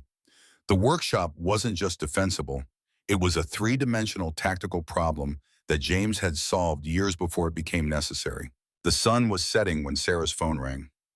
Unknown number. She answered, already knowing who it would be. Ms. Jennings? Richard Cordell's voice carried false warmth. I assume you've arrived at your family's charming ranch. I wanted to give you one final opportunity. Walk away now. Leave the protocol. You and your mother can disappear with enough money to live comfortably for the rest of your lives. No one else needs to die. Sarah put the phone on speaker so her mother could hear. Mr. Cordell, I've been thinking about your offer, about partnership and profit and all the things you value, and I've realized something my father understood. Some things can't be bought because they're not for sale. Honor, integrity, the legacy of a good man who died protecting principles you'll never understand. Cordell's voice hardened. Principles don't stop bullets, Ms. Jennings. I have 8 men surrounding your position, former special operations soldiers who are very good at their jobs. They'll breach your workshop, they'll take the protocol, and they'll eliminate you and your mother. This is your last chance to avoid that outcome. Sarah looked at her mother, saw Helen's expression of absolute resolve. Tell him, Helen said quietly. Mr. Cordell, Sarah said, my father built this workshop using the same principles that make us PM work. Understanding, precision, control. Your men might breach the walls, but they'll do it on my terms, through angles I choose, into positions I control. And when my team arrives, when we have you documented and exposed and finished, you'll spend the rest of your life in prison, understanding that you can't kill ideas. You can only kill the people brave enough to fight for them. Cordell's laugh was ugly. Your team, you mean those students you've been training, enthusiastic children playing soldier.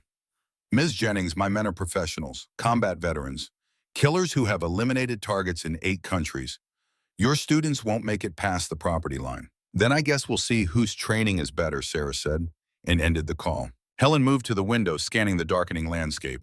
How long? Sarah checked her rifle, loaded magazines with the kind of automatic precision that came from years of practice. They'll wait for full darkness. Want thermal advantage. Figure we can't see them approaching. But Dad built this place with defensive lighting that won't compromise our night vision. When they come, we'll be ready. They waited as the Texas night descended, mother and daughter standing in the workshop where James Jennings had revolutionized warfare, preparing to defend his legacy with the tools he had given them.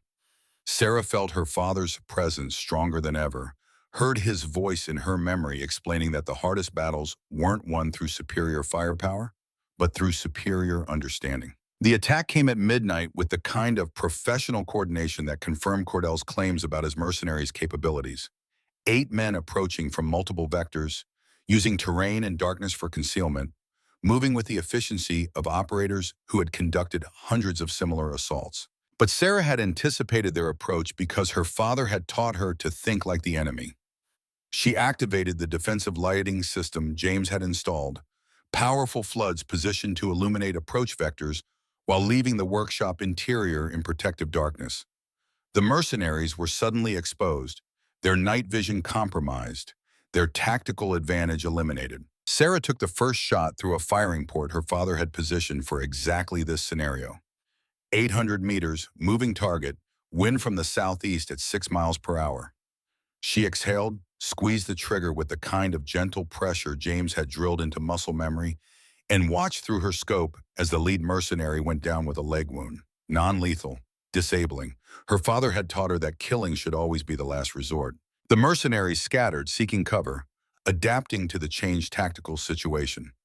Sarah heard Helen's rifle bark from a different firing position, saw another mercenary go down clutching his shoulder.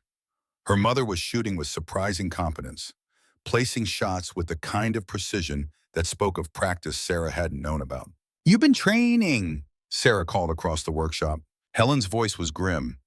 "Your father made me promise. Said if anything happened to him, if anyone came for his work, I needed to be able to protect it.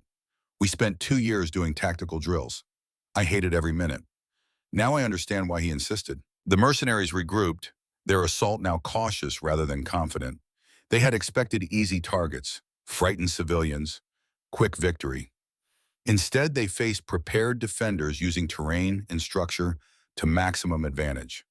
Sarah heard radio chatter, commands being given in professional military shorthand, tactical adjustments being made. The siege settled into a pattern. Mercenaries probing for weaknesses, Sarah and Helen denying them through precise defensive fire, hours passing with the kind of tense waiting that combat veterans knew intimately. Sarah rotated between firing positions, using techniques her father had taught her to maintain situational awareness while conserving ammunition. They had supplies for 72 hours if necessary. The mercenaries would have to either commit to full assault or withdraw. At 3 in the morning, Sarah's phone buzzed, text message from Danny. 2 hours out, approaching from northeast. Don't shoot the good guys. Sarah felt hope kindle in her chest. She texted back tactical information, coordinates, enemy positions based on her observation.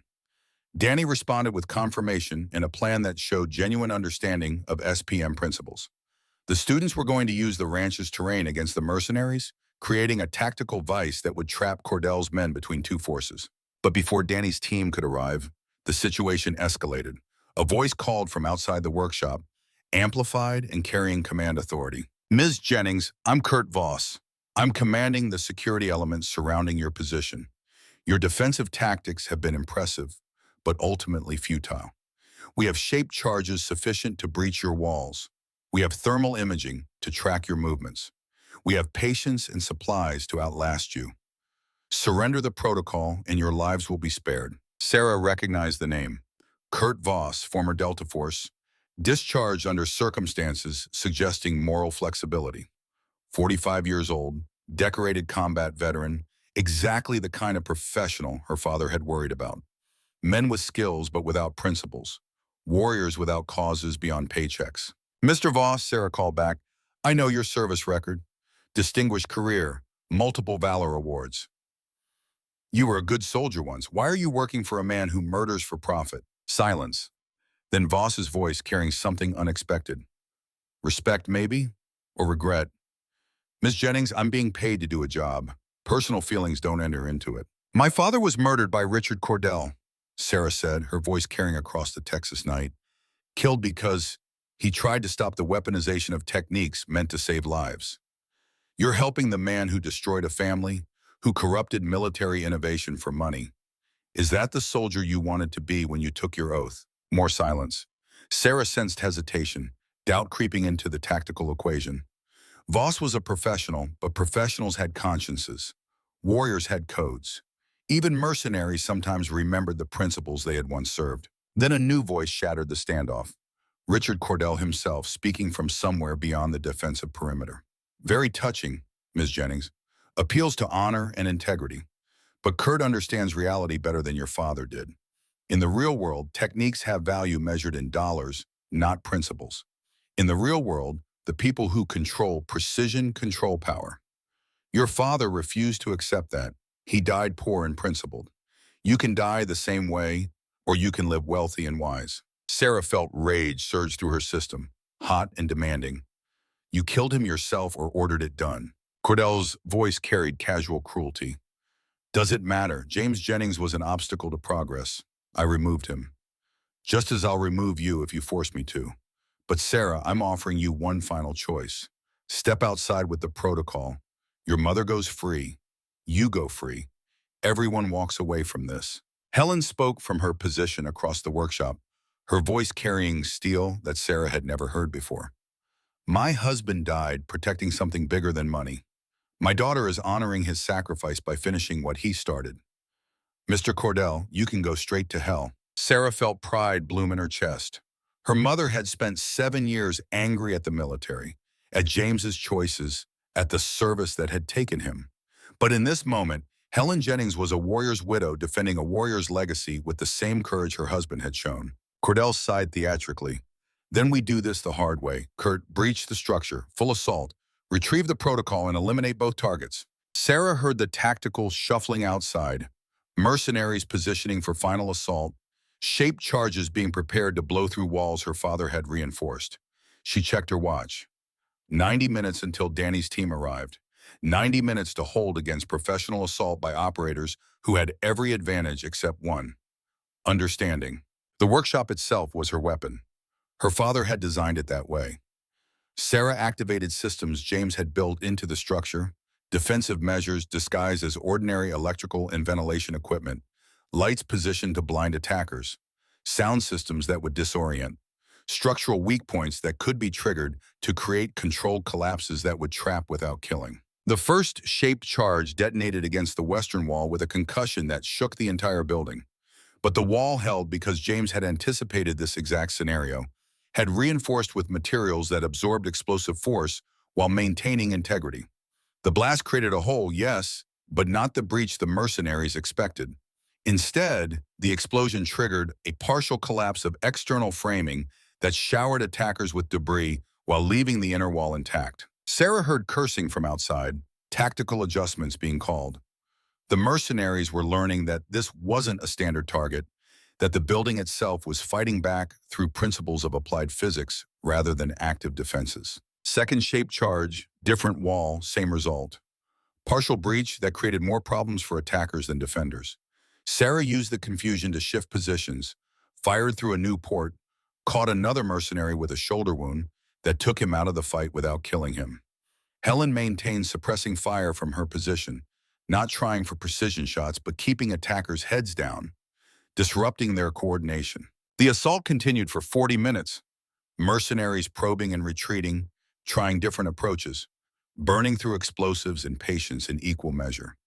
Sarah defended with the kind of calculated efficiency her father had taught her, wasting nothing, preserving ammunition and position, trusting the building to do half the work. Then Kurt Voss tried something Sarah hadn't anticipated.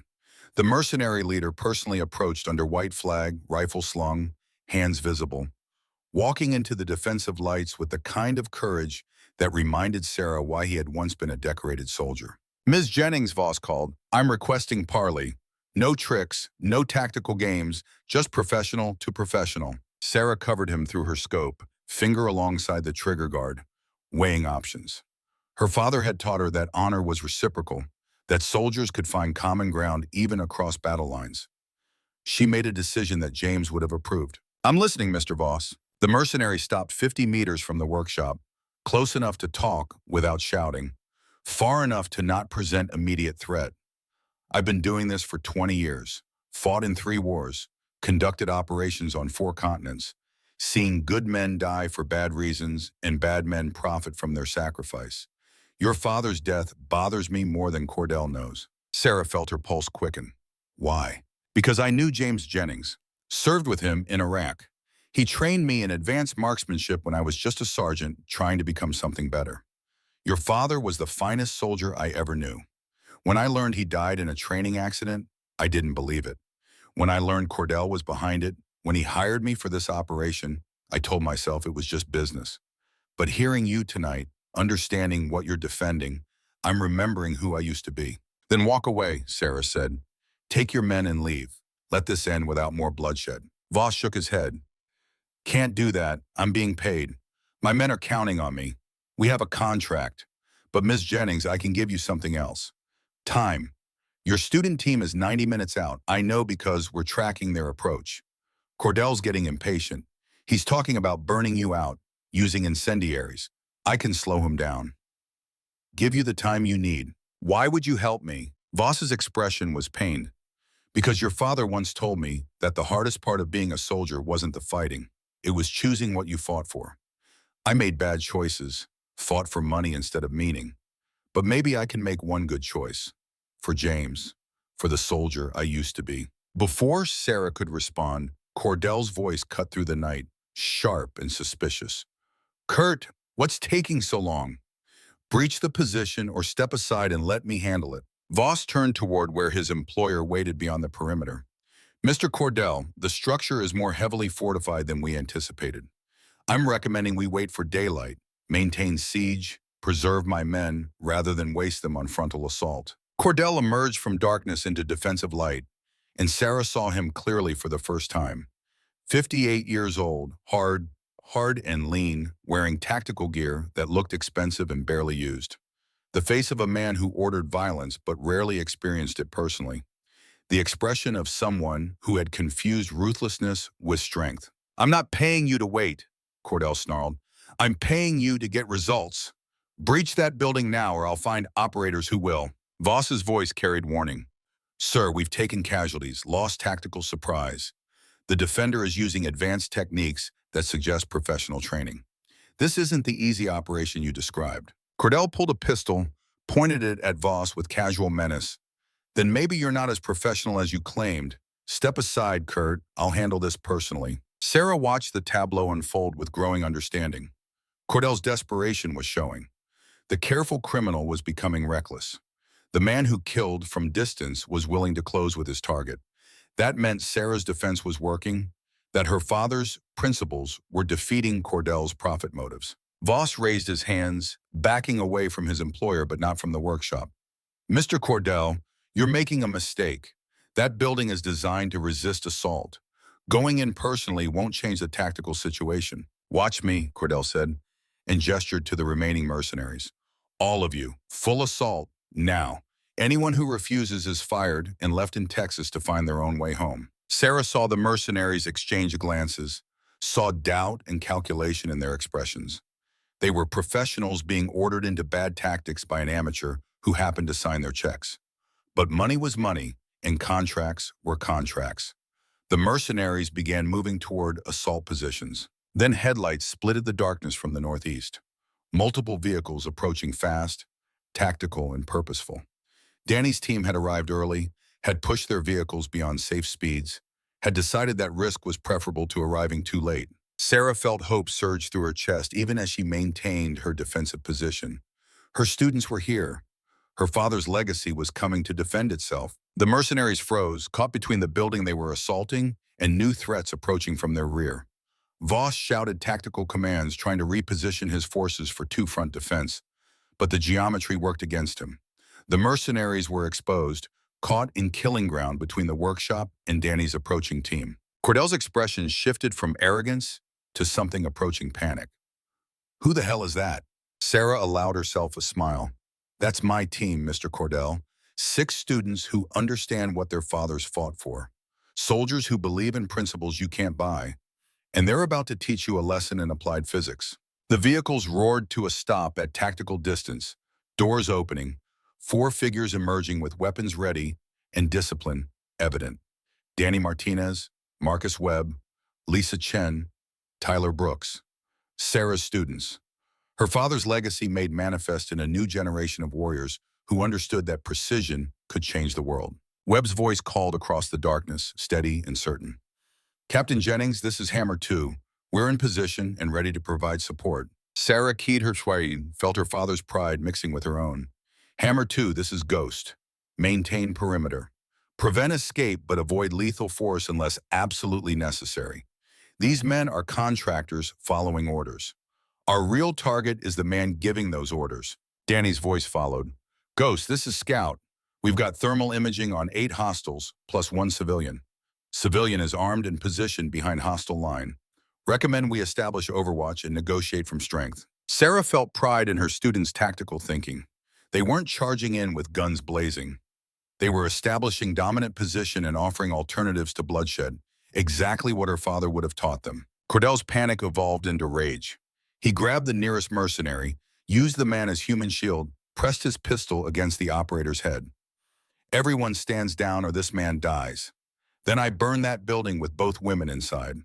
Then I disappear with enough money to hire better killers and finish this properly. Sarah saw the calculation in Voss's expression, saw the moment the mercenary leader decided which principles mattered more than paycheck. Voss moved with the kind of speed that came from decades of combat experience, disarming Cordell with professional efficiency, driving the contractor CEO to the ground, restraining him with zip ties that appeared from tactical pouches. Contracts terminated, Mr. Cordell, Voss said quietly. You just threatened to murder one of my men. That's breach of professional protocol. The other mercenaries lowered their weapons, stepping away from assault positions, clearly relieved to have decision made for them. Sarah watched Cordell thrash against restraints, watched 7 years of careful criminal enterprise collapse in a single moment of panic stupidity. Helen emerged from the workshop, rifle still ready, expression fierce. Is it over? Sarah joined her mother, standing shoulder to shoulder, both women survivors of siege that had tested everything James Jennings had taught them. Not yet, Mom, but we're close. Danny approached with his team, weapons lowered but ready, respect evident in their bearing. Ma'am, local FBI field office is 30 minutes out. General Blackwell made calls. They're bringing forensic accountants and evidence specialists. Said something about finally getting the proof to prosecute. Sarah felt pieces clicking into final arrangement. She pulled out her phone, made a decision her father would have understood. General Blackwell, this is Captain Jennings. I'm uploading the complete countermeasure protocol to military servers. All of it. Technique, theory, defensive applications, and forensic methods to detect weaponized use. I want it distributed to every special operations group, every allied intelligence service, every organization that needs to defend against the corruption of my father's work. Blackwell's voice carried surprise and approval. Sarah, that's making SPM public. Anyone will be able to learn it. Yes, sir, but anyone will also be able to defend against it. That's what the countermeasure was always about. Transparency over secrecy. Understanding over control. My father died trying to expose this. I'm finishing what he started. She uploaded files while standing in Texas darkness, surrounded by her mother and students, and even former enemies who had remembered honor. The countermeasure protocol flowed into military networks, spreading through secure channels, becoming available to operators worldwide. 7 years of secret knowledge liberated in single act of digital distribution. Cordell struggled against restraints, voice raw with fury. You've just armed every terrorist organization in the world. You've destroyed national security for principle. Sarah crouched beside him, met his eyes with the kind of steady certainty her father had possessed. No, Mr. Cordell, I've made sure your business model doesn't work anymore. SPM can't be weaponized secretly when everyone knows how to detect it.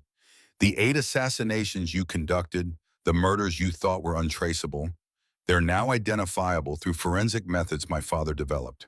You're finished. FBI vehicles arrived with appropriate dramatic timing, agents emerging with badges and authority, and handcuffs sufficient for everyone involved. Sarah provided concise tactical briefing, identified Cordell as primary target, explained the mercenaries' coercion under false pretenses. The agents took custody with professional efficiency, reading rights, and securing evidence and transforming battlefield into crime scene. Kurt Voss approached him as his own handcuffs were applied. Ma'am, I want you to know something. Your father saved my life in Fallujah, taught me that being a good soldier meant more than following orders. I forgot that lesson. Started following money instead of meaning. Tonight you reminded me who I used to be. Whatever prison time I face, it's better than continuing to forget. Sarah nodded. Mr. Voss, you made the right choice when it mattered. My father would say that's what defines character. Not perfection, but choosing principles when the cost is highest. The mercenary leader managed something approaching a smile as agents led him toward transport vehicles. Tell your students they did good work tonight. Tell them an old soldier said they remind him of men he used to serve with, the kind who fight for something bigger than themselves. As the FBI transported prisoners and processed evidence, as the Texas night began yielding to approaching dawn, Sarah found herself standing in her father's workshop, surrounded by people who had risked everything for principles she had almost given up defending. Danny approached with typical, earnest intensity. "Ma'am, I read the letter Colonel Jennings wrote to my family, the one you found in the protocol container. I want you to know something. My father died believing that saving your father's life was his greatest accomplishment. Tonight, helping save you, helping defend what both our fathers believed in, I finally understand what he meant. This legacy, this connection between soldiers who stand for something real, it's worth more than any paycheck." Sarah felt emotion threaten to overwhelm her professional composure. "Your father would be proud of who you've become, Danny. So would mine." Webb, Chen, and Brooks joined them, 4 students and 1 teacher standing in the workshop where revolution had been born and defended. Webb spoke with the kind of respect he'd been withholding for weeks. "Captain, what you did tonight, uploading the protocol despite the risks, that took more courage than any combat operation. You trusted the world to use your father's work responsibly. That's leadership." Chen added her analytical perspective. "Ma'am, the forensic methods in the protocol, they're going to revolutionize how we investigate suspicious structural failures. 8 murders that Cordell thought were perfect crimes, they're now solvable. Your father's final gift wasn't just the technique, it was the antidote to its own corruption." Brooks, predictably, focused on tactical execution. "And the way you defended this building using SPM principles defensively, that was the most incredible combat application I've ever witnessed. You proved the technique works both ways. Construction and deconstruction, defense and offense." Helen joined the group, her arm around Sarah's shoulders. Mother and daughter united through trial by fire. "Your father built this workshop as his sanctuary. Tonight it became his fortress. Tomorrow it becomes his classroom. Sarah, I want you to know something. I'm donating the ranch to the military. Turn it into a permanent training facility for SPM. The Jennings Center for Precision Marksmanship. Let this be where your father's legacy continues." Sarah looked at her mother with new understanding. "Mom, this is your home, your memories." Helen shook her head. "My home is wherever you are. My memories live in my heart, not in buildings. But this place, these 200 acres, they can serve something bigger. Your father always said the most important battles were fought in training rather than combat. Let this ranch train soldiers to fight smarter instead of harder. Let it honor James by creating the future he believed in." The sun rose over West Texas like vindication, painting the sky in shades that reminded Sarah of her father's favorite dawn patrols. She stood outside the workshop with her mother and students, watching light reclaim territory from darkness, understanding that sometimes the hardest victories were won not through destruction, but through revelation. General Blackwell arrived by helicopter as morning established itself, the old soldier moving with energy that suggested relief mixed with triumph. He approached Sarah with hand extended, respect evident in his bearing. "Captain Jennings, the countermeasure protocol is already being analyzed by the best minds in Special Operations Command. The forensic techniques your father developed, they're exactly what we need to investigate the 8 assassinations Cordell conducted. We'll have evidence sufficient for multiple murder charges within a week." Sarah shook his hand. "General, I want to request reassignment. The ranch is becoming a permanent training center. I want to be here, teaching SPM the way my father meant it to be taught. Principles and techniques together. Understanding before application." Blackwell smiled. "Already approved. You're being promoted to major and given command of the Jennings Center. Full staff, budget, authority to develop curriculum. Your father's work is becoming official doctrine. And Sarah, I'm recommending Private Martinez for accelerated promotion. He's being assigned as your second in command. The sons and daughters of the men who built this legacy should be the ones continuing it." Sarah looked at Danny, saw in his expression the same determination her father had possessed at that age, the same belief that service meant something beyond paychecks and career advancement. "Thank you, sir," my father would approve. As Blackwell departed, as FBI finished processing the scene, as students began the long drive back to Fort Bragg with stories they would tell for decades, Sarah and Helen stood alone in the workshop that had been fortress and sanctuary and classroom. Helen moved to the gun safe, pulled out the box of letters James had written over the years. Letters for birthdays and Christmases and milestones. Unsent messages from father to daughter. She handed the box to Sarah with ceremony that felt sacred. He wrote these planning to give them to you when you finish training, when he judged you ready to carry his legacy forward. I think that time is now. Sarah accepted the box, felt its weight like responsibility and love combined. She opened the first envelope, found a letter dated her 14th birthday, written in her father's precise script. My dearest Sarah, today you turn 14. Today you are beginning to understand that the world is more complex than childhood allows, that adults carry burdens you're only starting to see. I want you to know something important. The techniques I'm teaching you aren't about making you a better soldier. They're about making you a better thinker. Precision is a philosophy before it's a skill. It's about respecting that every action has consequences. That force should be applied with understanding.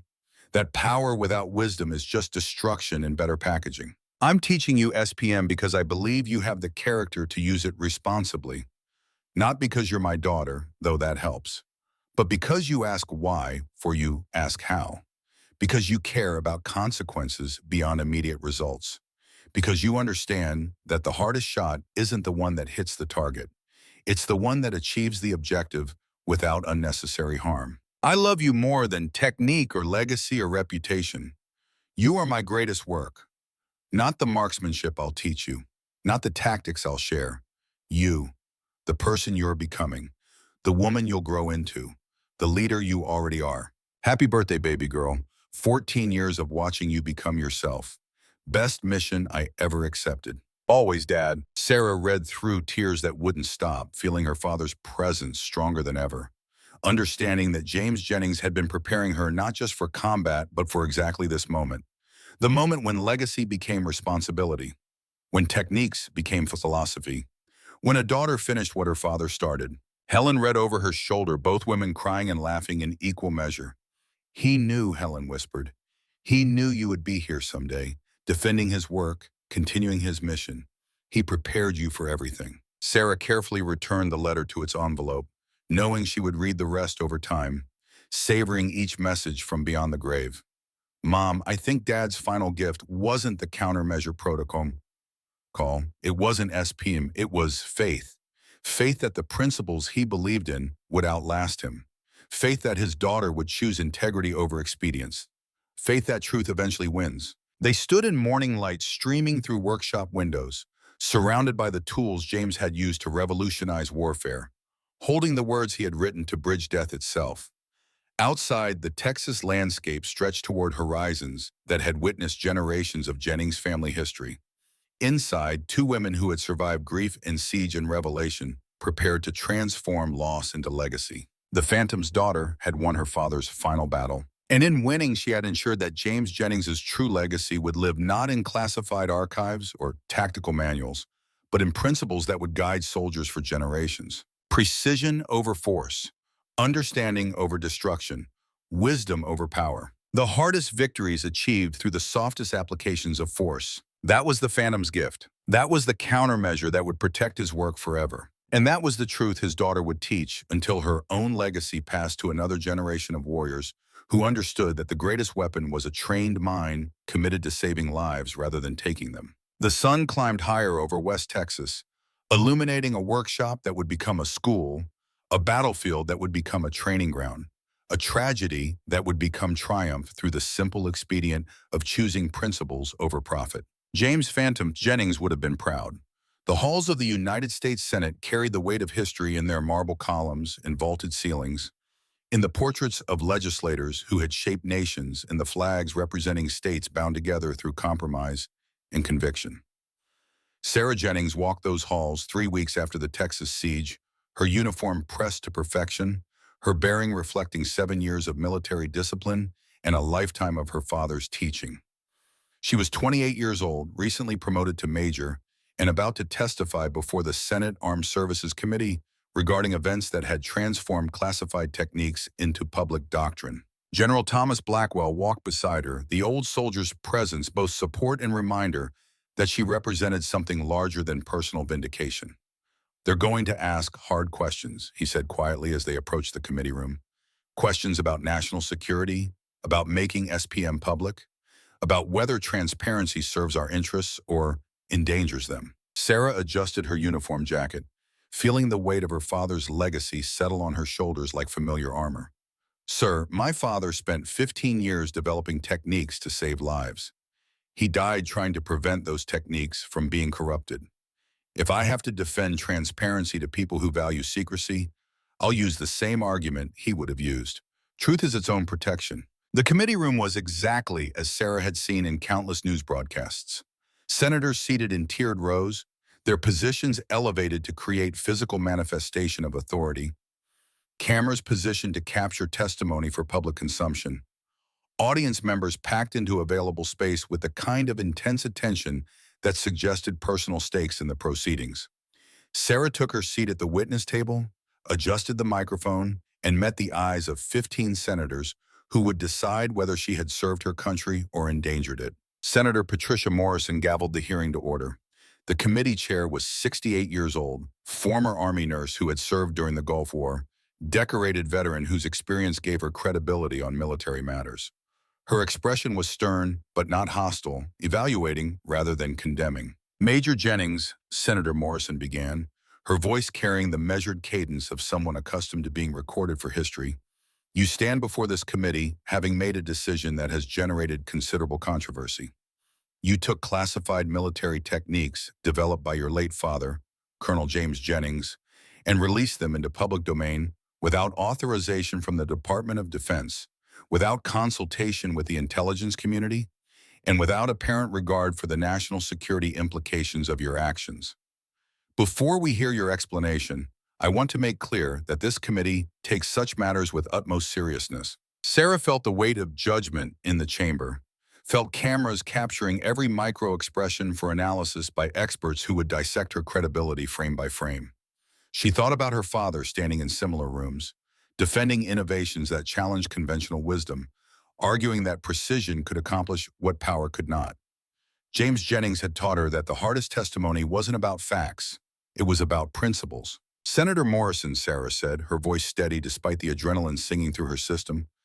I understand the gravity of my decision. I understand that releasing the countermeasure protocol has generated concern about operational security and tactical advantage. But I want this committee to understand what was at stake. My father developed structural precision marksmanship to give American soldiers options beyond overwhelming firepower. He created techniques that could neutralize enemy positions while minimizing casualties, both military and civilian. He believed that precision could save more lives than power ever would. She paused, letting the committee absorb her opening statement. Senator Morrison gestured for her to continue. 7 years ago, my father discovered that his techniques were being stolen by defense contractors who planned to weaponize SPM for assassination rather than warfare. He documented 8 murders conducted using corrupted versions of his methodology. Political figures, journalists, activists, all killed in what appeared to be structural accidents, but were actually precision assassinations. My father tried to expose this conspiracy. He was murdered 3 days before he could testify to the Department of Defense Inspector General. The committee room erupted in murmurs. Senator Morrison gavelled for order, her expression shifting from stern evaluation to genuine shock. Major Jennings, are you accusing someone of murdering your father? Sarah pulled documents from her briefing folder, passed copies to committee staff for distribution. I'm not accusing, Senator. I'm presenting evidence. Richard Cordell, CEO of Vanguard Defense Solutions, is currently in federal custody facing multiple murder charges. The evidence includes financial records linking him to the 8 assassinations my father documented, testimony from mercenaries he employed, and forensic analysis proving those structural collapses were caused by weaponized SPM techniques. Senator James Whitmore, a conservative from Texas with military background, leaned forward with obvious skepticism. Major, even if we accept your allegations about Mr. Cordell, that doesn't explain why you made classified techniques public.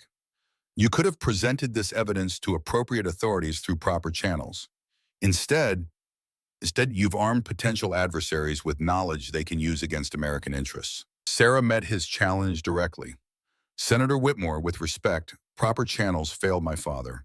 He tried using them. He documented evidence. He reported to the Inspector General. He followed every protocol, and he was killed before those channels could protect him or stop the corruption he discovered. I made SPM public because secrecy enabled its weaponization. By releasing the countermeasure protocol, I ensured that every military and intelligence service in the world now knows how to detect when SPM has been used for assassination.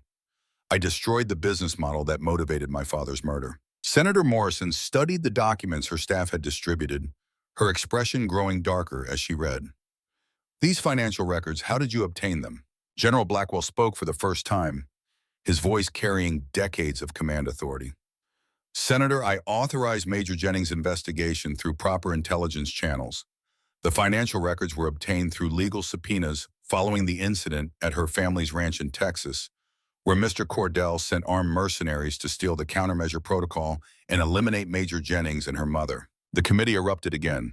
Senator Morrison's gavel rang out repeatedly, restoring order through force of personality and procedural authority. "General Blackwell, you're saying that a defense contractor sent armed men to attack an active duty officer on American soil." Blackwell's expression was grim. "Senator, I'm saying that Richard Cordell murdered Colonel James Jennings 7 years ago, weaponized his techniques for profit, conducted 8 assassinations in foreign countries, and attempted to murder his daughter when she threatened to expose his crimes. All of this is documented. All of it is provable. And all of it was enabled by excessive secrecy around Colonel Jennings's work." Senator Morrison looked at Sarah with new understanding. "Major Jennings, you released the protocol not to endanger national security, but to prevent its techniques from being used secretly for criminal purposes." "Yes, ma'am," Sarah said. "My father believed that the best defense against corruption was transparency. He believed that techniques designed to save lives should be protected through understanding rather than classification. By making the countermeasure protocol public, I've ensured that SPM cannot be weaponized in darkness. Everyone now knows how to detect it. Everyone can defend against it.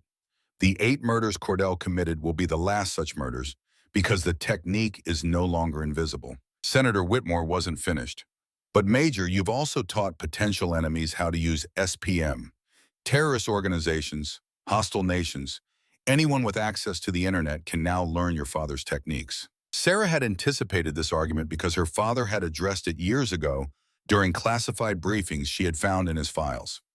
"Senator, my father spent 15 years developing SPM. Do you know what he learned in all that time? That the technique requires not just marksmanship, but engineering knowledge, physics expertise, architectural understanding, and mathematical precision that takes years to master. Releasing the information doesn't create instant experts. It creates awareness." She leaned forward, emphasizing her point. "But more importantly, Senator, the countermeasure protocol includes defensive applications, architectural designs that make buildings resistant to SPM attacks, forensic methods to detect when precision demolition has been used. Every embassy we build, every critical installation we protect, can now incorporate countermeasures. We're safer with transparency than we ever were with secrecy." The hearing continued for 4 hours, senators asking questions that ranged from tactical specifics to strategic implications, from legal considerations to moral philosophy. Sarah answered each query with the kind of patient precision her father had taught her. Never defensive, always explanatory, treating skepticism as opportunity for education rather than attack. Senator Morrison concluded the session with unexpected warmth. "Major Jennings, this committee will need time to evaluate the evidence you've presented and the implications of your actions. But speaking personally, I want to thank you for your service. Your father was a remarkable soldier. His daughter appears to have inherited his integrity along with his expertise." Sarah felt emotion threaten her professional composure. "Thank you, Senator. My father would have appreciated hearing that from someone who served as you did." The committee adjourned, senators departing to consider testimony that would influence military doctrine for decades. Sarah stood in the emptying chamber, feeling the weight of public scrutiny begin to lift, understanding that she had crossed a threshold her father never reached. She had testified, she had been heard, she had planted seeds that would grow into policy. General Blackwell placed a hand on her shoulder. "Your father would be proud, Sarah. You defended his work better than he could have defended it himself. You brought emotion and intellect together. That's powerful advocacy. Sarah gathered her documents, preparing to face the media gauntlet waiting outside. Sir, my father always said the hardest battles weren't fought with bullets. They were fought with words and principles and the willingness to stand alone if necessary. Today I wasn't alone. Thank you for being there. The trial of Richard Cordell began 6 weeks after the Senate hearing, conducted in federal court in Washington, D.C., with security befitting a case that had drawn international attention. Sarah attended every day of the proceedings, sitting in the gallery with Helen and Danny, watching justice grind through its methodical processes with the same patience James had taught her to apply to every complex problem. Cordell's defense team was exactly what unlimited money could buy. 6 lawyers from prestigious firms, investigators who challenged every piece of evidence, expert witnesses who questioned the forensic methods Sarah's father had developed. But the prosecution had something more valuable than expensive attorneys. They had truth documented with the same precision James Jennings had applied to structural analysis. The lead prosecutor was a woman named Amanda Chen, no relation to Sarah's student Lisa Chen, but equally brilliant in her analytical approach to complex evidence. She methodically built a case that connected financial records to assassination sites, travel logs to victim timelines, mercenary testimony to criminal conspiracy. Each day added another layer of proof, another connection impossible to dismiss as coincidence. Kurt Voss testified on the 4th day of trial, the former Delta operator walking into court wearing prison orange, but carrying himself with the bearing of a soldier who had rediscovered honor through choosing it. His testimony was devastating to Cordell's defense. Voss described meetings where Cordell discussed target selection, payments structured to avoid detection, operational security designed to hide murder behind architectural failure. During cross-examination, Cordell's lead attorney attempted to discredit Voss's testimony. Mr. Voss, isn't it true that you're testifying in exchange for reduced charges? That you're implicating my client to save yourself? Voss met the lawyer's eyes with the kind of steady calm that came from combat experience.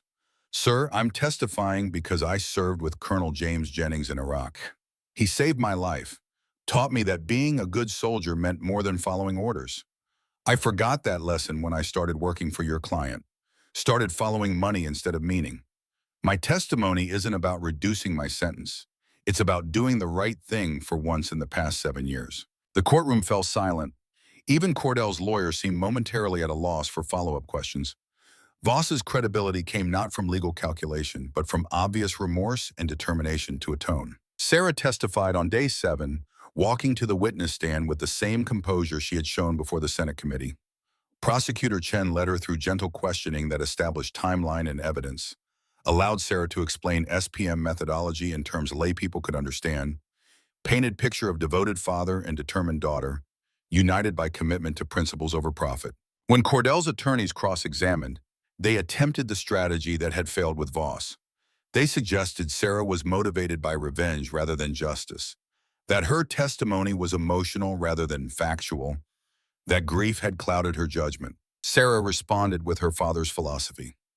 My testimony is based on documentary evidence my father compiled over 2 years of investigation, financial records that your client cannot explain, travel logs that place him at assassination sites, forensic analysis that proves 8 murders were conducted using his techniques. My emotional state doesn't change facts. Truth exists independent of how I feel about it. The defense attorney pressed harder. But Major Jennings, you released classified information without authorization. You took actions that many consider reckless. How can this jury trust your judgment? Sarah felt her father's presence like a hand on her shoulder. Sir, I released information to prevent future murders. I chose transparency over secrecy because secrecy enabled corruption. My judgment has been validated by the Senate Armed Services Committee, by the Department of Defense, and by every intelligence service that now uses the countermeasure protocol to protect critical infrastructure. If that's reckless, then I'm proud to be reckless in service of truth. The jury deliberated for 11 hours. Sarah waited with Helen and Danny in a courtroom hallway, the 3 of them bound by shared investment in outcome that would determine whether James Jennings' death carried meaning beyond tragedy. Helen held Sarah's hand with grip that conveyed 7 years of grief seeking resolution. Your father would be so proud of how you testified. The way you stayed calm, the way you defended his work, the way you made the jury understand what he believed. Sarah squeezed back. Mom, I learned from watching you. The way you defended the ranch, the way you stood beside me during the siege, the way you've honored Dad's memory by letting go of anger. You taught me that grief doesn't have to destroy, it can build. Danny paced the hallway with nervous energy that reminded Sarah of herself at his age. Ma'am, do you think they'll convict on all charges? Sarah watched the young soldier process anxiety through movement. Danny, the evidence is overwhelming. But juries are unpredictable.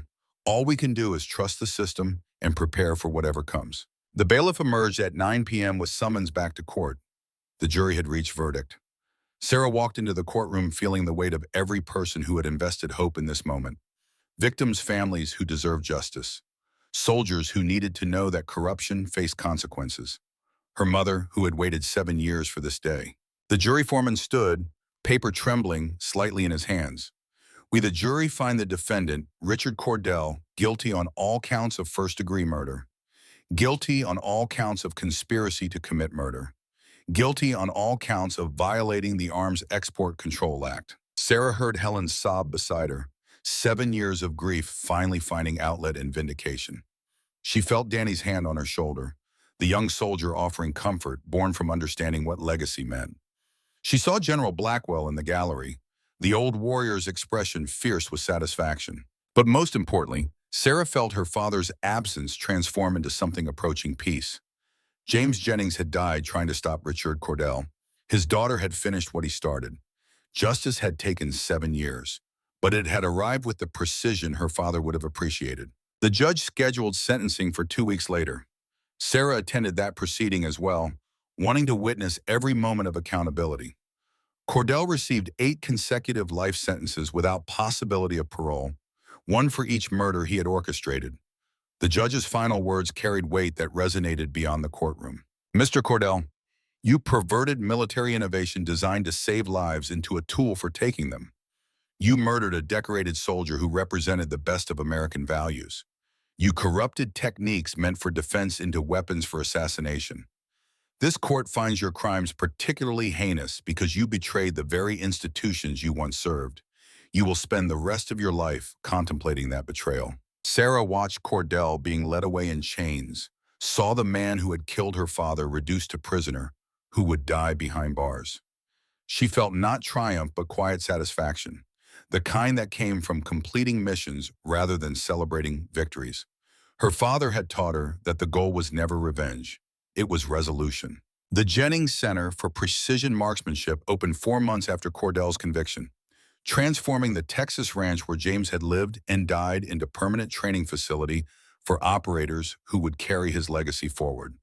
The ceremony drew military brass, political figures, and media coverage that would have embarrassed James but would have made him proud in private moments. Danny Martinez stood at attention as General Blackwell promoted him to sergeant, pinning new rank insignia with the kind of ceremony that honored not just individual achievement, but generational legacy. Sarah watched with pride that transcended professional satisfaction, seeing in Danny's bearing the echo of his father's courage and her father's dedication. Your father would be proud, Sarah told Danny after the ceremony, using words she had heard from a dozen people over the past months, but meaning them with fresh sincerity. Danny's response was characteristically humble. Ma'am, my father saved Colonel Jennings. Your father prepared me for this. I'm just honoring what they built together. The center's first class consisted of 30 elite operators selected from across Special Operations community. Marcus Webb would serve as senior instructor. His skepticism transformed into evangelistic commitment to SPM methodology. Lisa Chen would teach structural engineering applications, her analytical mind perfect for explaining physics to soldiers accustomed to kinetic solutions. Tyler Brooks would handle practical marksmanship, his natural talent finally channeled through discipline that gave it purpose. But it was Sarah who would lead the program, who would teach not just techniques, but philosophy, who would ensure that every operator understood that precision was about saving lives rather than taking them.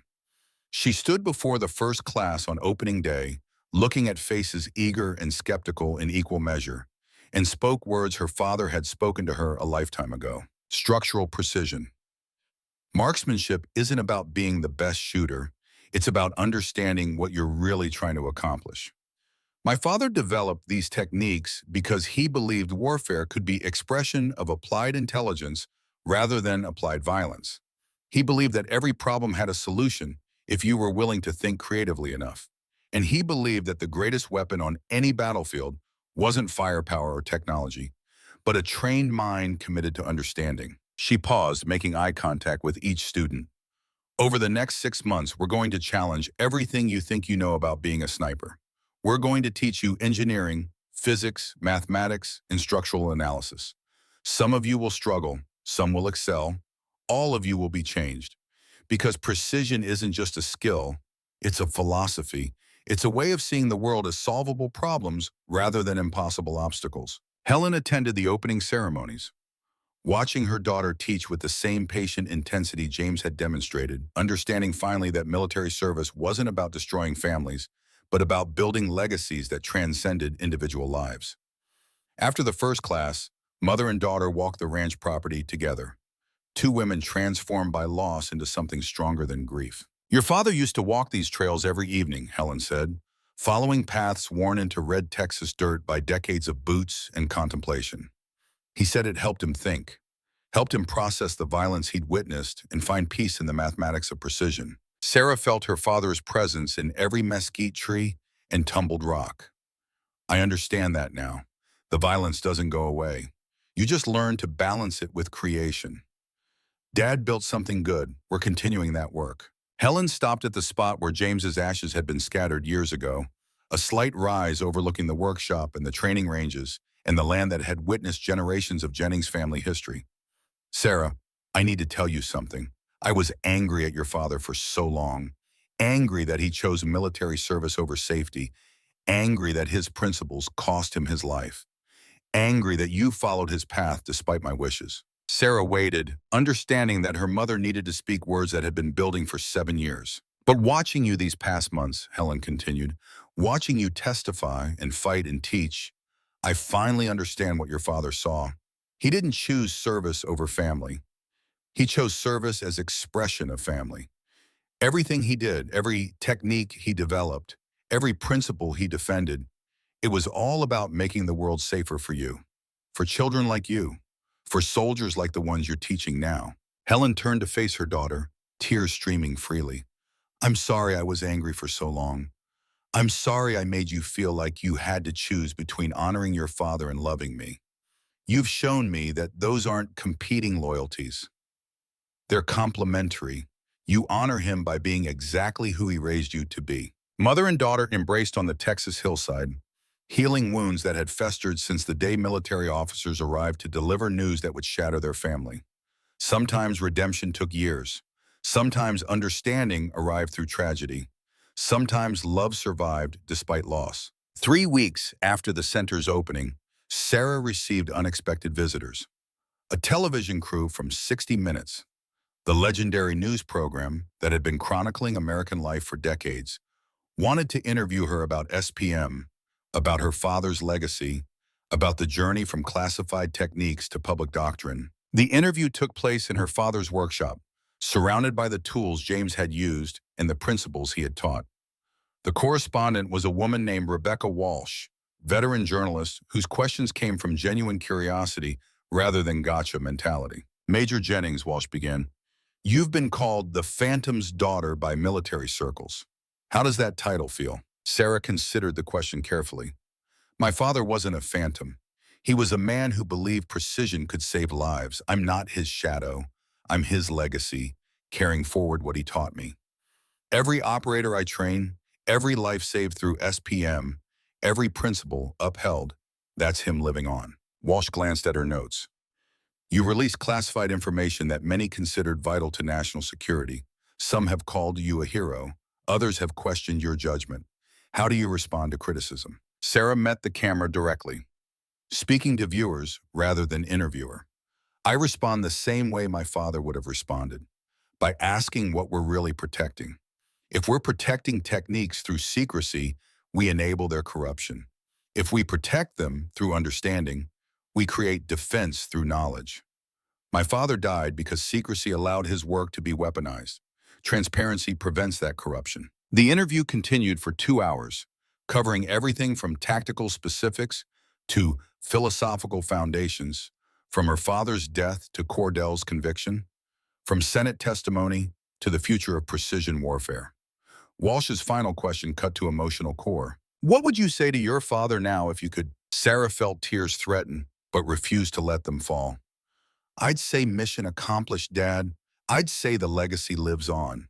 I'd say you taught me well, and I'm teaching others the same way you taught me. I'd say thank you for believing I could finish what you started. The 60-minute segment aired on a Sunday evening 6 weeks later, reaching millions of viewers across America and around the world. Sarah watched it with her mother and students.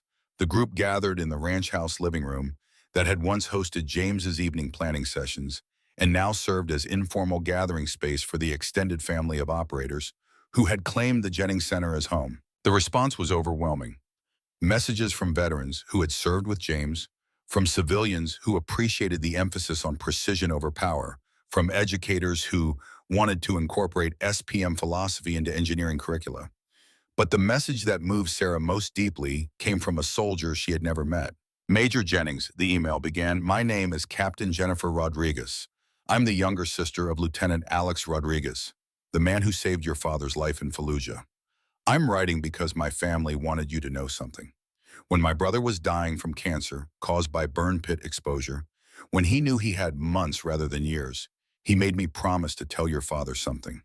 That saving Colonel Jennings's life was the best thing he ever did.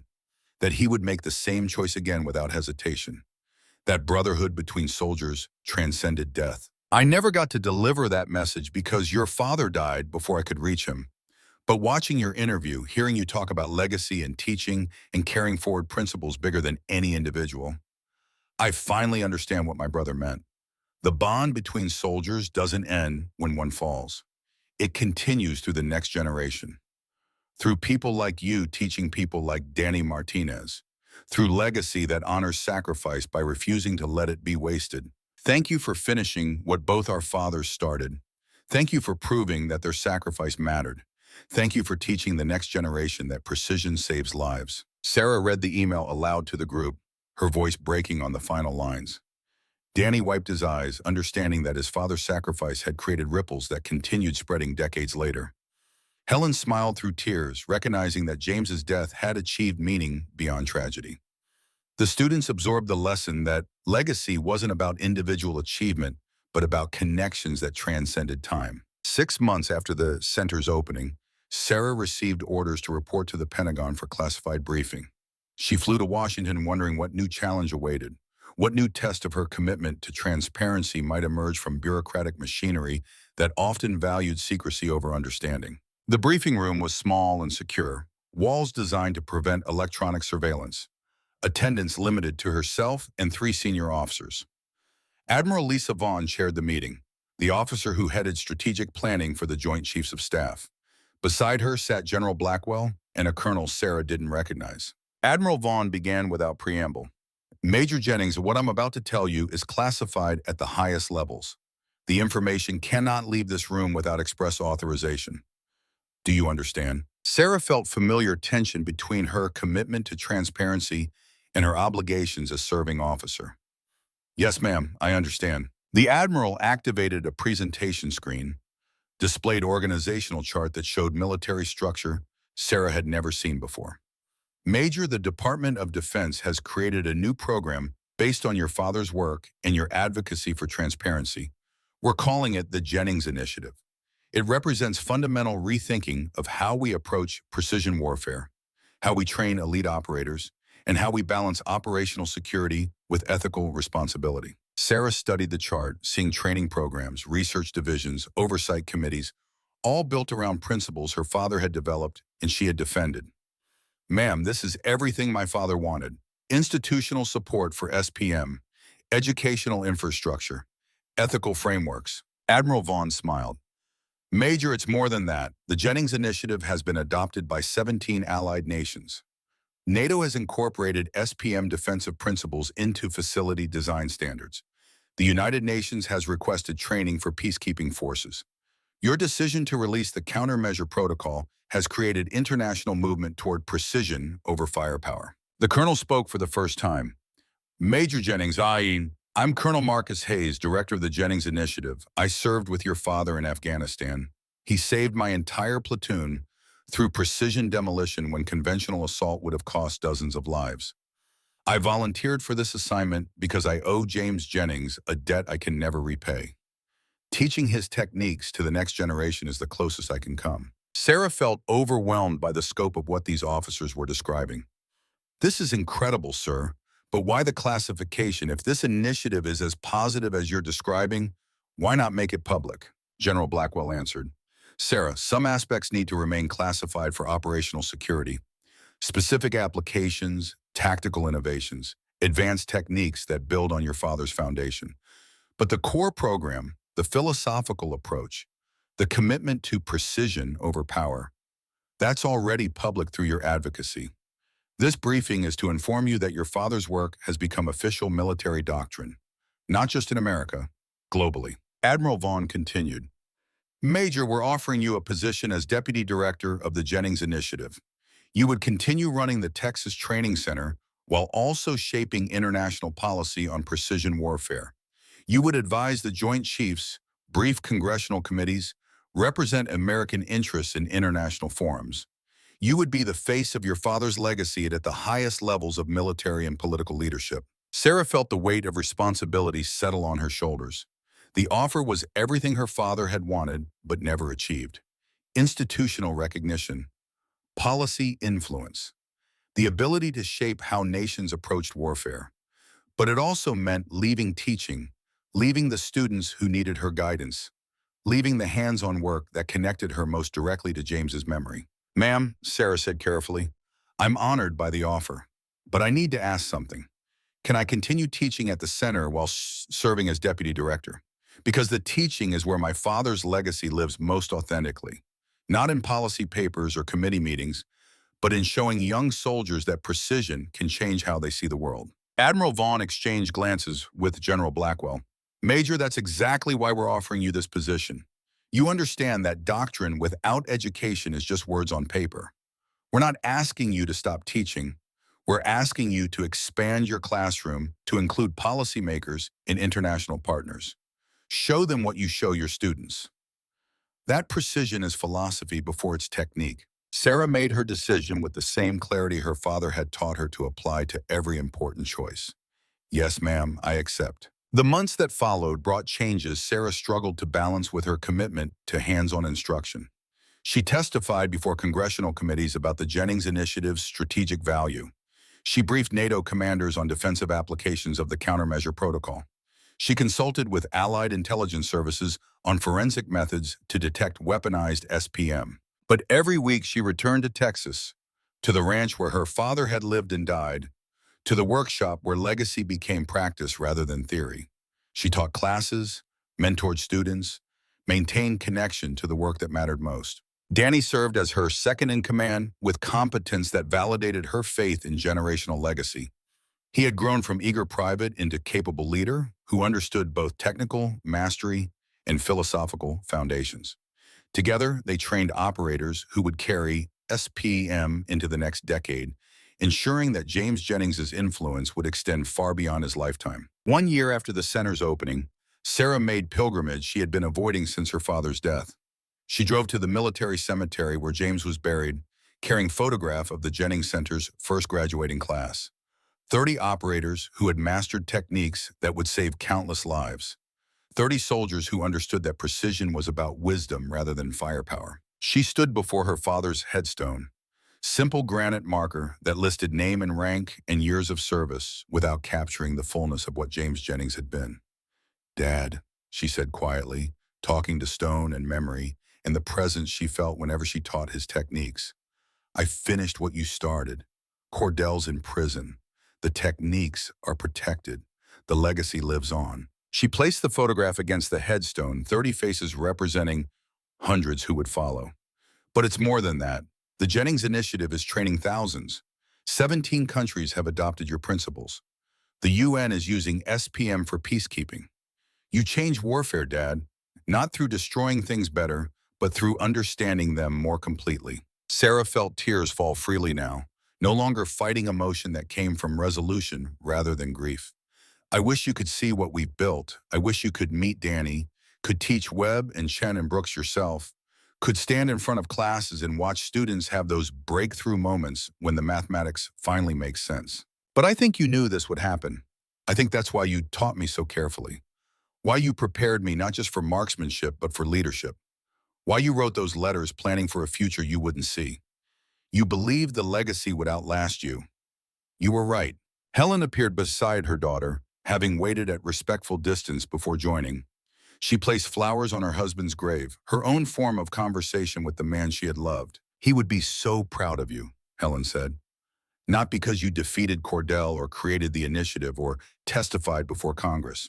He'd be proud because you remained yourself through all of it, because you chose principles over convenience, because you taught others the way he taught you.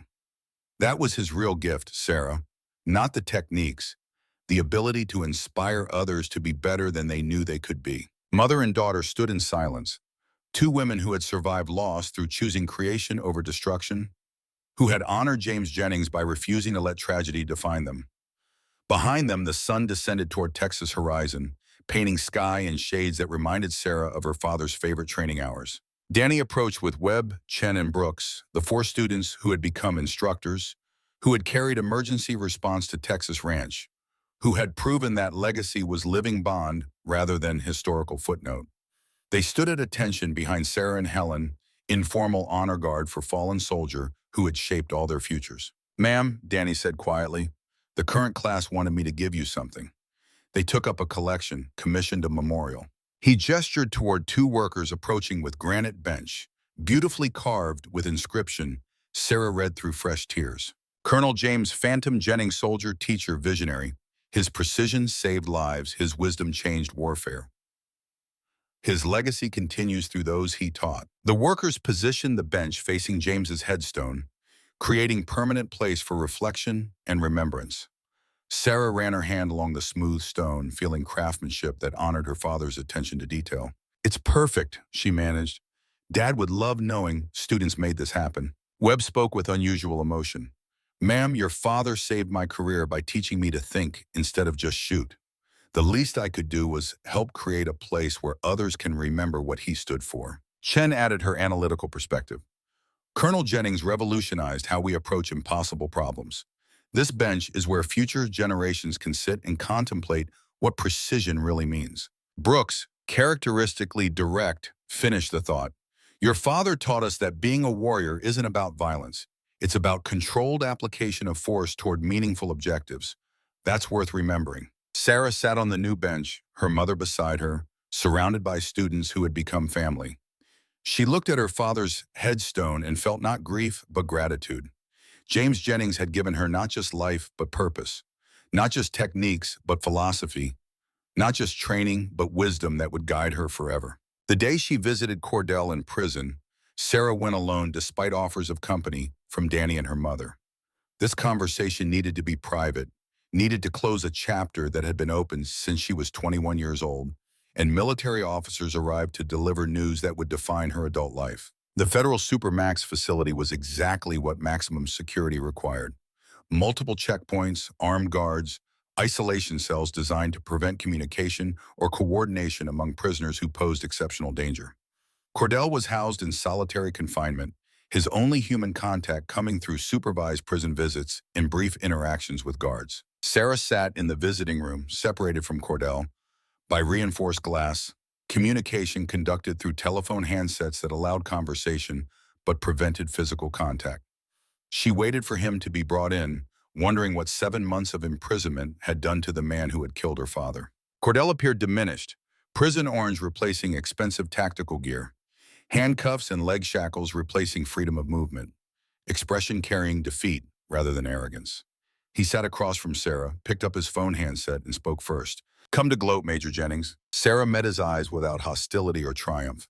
"No, Mr. Cordell, I came to tell you something my father would have wanted you to know. That precision isn't about destruction, it's about understanding. You spent years trying to weaponize his techniques for profit.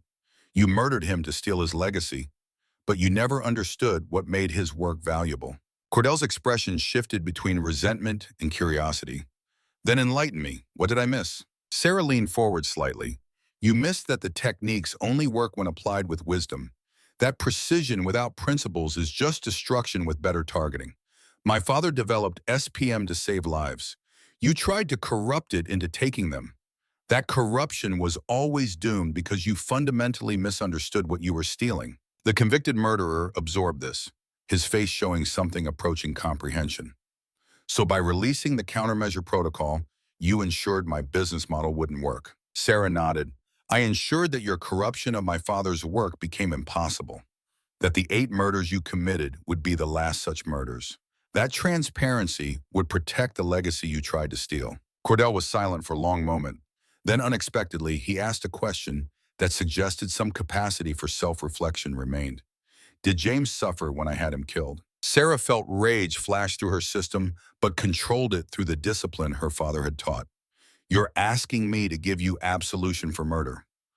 I won't do that, but I'll tell you what I know. My father died fighting to protect something he believed in. He died knowing he had raised a daughter who would finish his work. He died with integrity intact. Can you say the same about how you'll die? Cordell had no answer. Sarah stood to leave, done with this conversation, ready to close this chapter forever. She paused at the door, looking back at the man who had taken so much. Mr. Cordell, you're going to spend the rest of your life in this cell. You're going to have decades to contemplate the choices you made. I hope you use that time to understand what my father understood, that the greatest legacy isn't measured in money or power. It's measured in how many lives you improved through your choices. You chose poorly. You'll die knowing that the techniques you tried to steal are now saving lives worldwide. That's justice. She left the prison and never returned. Having said everything that needed saying, having achieved the closure that came from choosing peace over continued engagement with someone who valued nothing Sarah held sacred. The sun set over Texas as Sarah drove back to the ranch, painting sky in familiar shades that reminded her of 1,000 training sessions with her father. She thought about James not as absence, but as continuing presence, not as ghost, but as living influence that shaped every decision she made. Her phone buzzed with text from Danny. First-class graduates tomorrow. Your father would be proud. Sarah smiled, typed response. He already is. Tomorrow, she would watch 30 operators receive certifications in structural precision marksmanship. Tomorrow, she would see living proof that her father's legacy continued through soldiers who understood precision's true meaning. Tomorrow, she would stand before a new class and begin the cycle again, teaching techniques and philosophy in equal measure, ensuring that James Jennings' revolution in warfare would endure not through classification, but through education. But tonight, Sarah Jennings drove through Texas darkness toward the ranch where she had learned everything that mattered, feeling at peace for the first time since military officers had arrived 7 years ago with news that had broken her world and shaped her future in equal measure. Her father's legacy lived on, and she was honored to be its guardian. The Phantom's daughter had become the Phantom's voice. And that voice would echo through generations of warriors who chose understanding over violence, precision over power, wisdom over force. Just as James Jennings had always intended, just as his daughter had ensured through 7 years of fighting for truth. The mission was complete, the legacy was secure, and Major Sarah Jennings was ready for whatever came next, armed with her father's teachings and the knowledge that some battles were won not through bullets, but through the courage to stand for principles when surrender would be easier. That was the Phantom's final gift. That was the lesson she would teach forever. That was the truth that would set countless soldiers free to fight smarter instead of harder. And that was enough. 5 years changed landscapes in profound ways. The Jennings Center for Precision Marksmanship had grown from experiment into internationally recognized institution, training operators from 17 allied nations. The Texas ranch now hosted 300 students annually, each learning that precision was philosophy before technique. Colonel Sarah Jennings stood at her office window watching sunrise paint the horizon. She was 33, decorated veteran, architect of the Jennings Initiative, and ready for transition she had planned for a year. Her uniform jacket hung behind her desk, eagle insignia gleaming, representing rank her father had held and authority she had earned.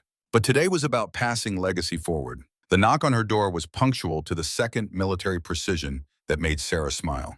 "Come in." Brigadier General Danny Martinez entered with bearing that reflected remarkable journey from 34-year-old private first class to general officer at 41. He wore his star with the same humble determination that had characterized every rank he had earned, his face showing maturity that came from decades of service and responsibility, accepted rather than authority demanded. Behind him walked Major Emma Jennings, Sarah's half-sister, 24 years old and recently promoted to lead the initiative's international training programs. Emma had been 15 when Sarah returned from Afghanistan, a teenager struggling to understand the half-sister who had appeared in her mother's life carrying a legacy of Father Emma had never known. Now she was an accomplished officer in her own right, having chosen military service despite Helen's initial resistance, proving that James Jennings's influence extended across generations and families he had never met. "Morning," Sarah said, gesturing them to seats. "Ready for today?" Danny settled into his chair with ease that came from 5 years of working beside Sarah as deputy director. "Ma'am, I've reviewed the transition plan 17 times. I'm as ready as I'll ever be to take command of the center. But I have to admit, the idea of doing this without you here is intimidating." Sarah felt familiar warmth toward the young officer who had become far more than student or subordinate. He had become partner in continuing her father's work, brother in shared commitment to principles that transcended individual ambition. "Danny, my father once told me that the sign of great teaching isn't creating dependence. It's creating independence. You don't need me here. You need the principles we've built together and the confidence to apply them." Emma spoke with characteristic directness that reminded Sarah of herself at that age. "Sarah, you've spent 7 years building this institution. You're 33. Why retire from active duty now? You could run this for another 20 years. Sarah had asked herself the same question countless times over the past year. "Because I'm not retiring from the work, Em. I'm retiring from the structure. The center needs leadership that will carry it into the next generation. Danny brings perspective I can't match, fresh eyes, new approaches, and I need to return to what matters most." "Teaching," Danny said, understanding immediately. Sarah nodded. "Teaching individual students the way my father taught me. One-on-one mentorship that gets lost in institutional programs. The center will continue training hundreds. I want to focus on training the few who need personal attention, who need what Dad gave me." She pulled a folder from her desk drawer, passed copies to both officers. "I'm establishing a separate program, Advanced Individual Instruction in SPM, maximum 5 students per year, selected for character rather than credentials. Intensive one-on-one training that takes them from competent to exceptional. Emma will help identify candidates through the international programs. Danny will provide institutional support. And I'll do what my father did best, teach." Emma studied the proposal with analyst's eye. This is basically taking the Jennings Center back to its roots. One teacher, dedicated students, ranch setting, personal mentorship. "Exactly," Sarah said. "The center has become institution. That's necessary and good. But institutions can lose the personal touch that made the teaching transformative. I want to preserve what Dad gave me. Individual attention, patient explanation, the willingness to spend 8 years developing one student's potential." Danny leaned forward, expression serious. "Ma'am, who's your first candidate?" Sarah felt smile touch her lips. "You already know.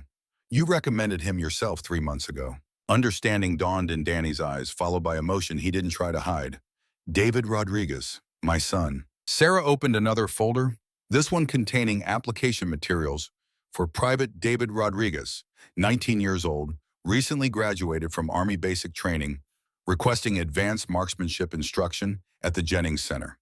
The photograph showed young man with his father's earnest intensity and his grandfather's determined expression.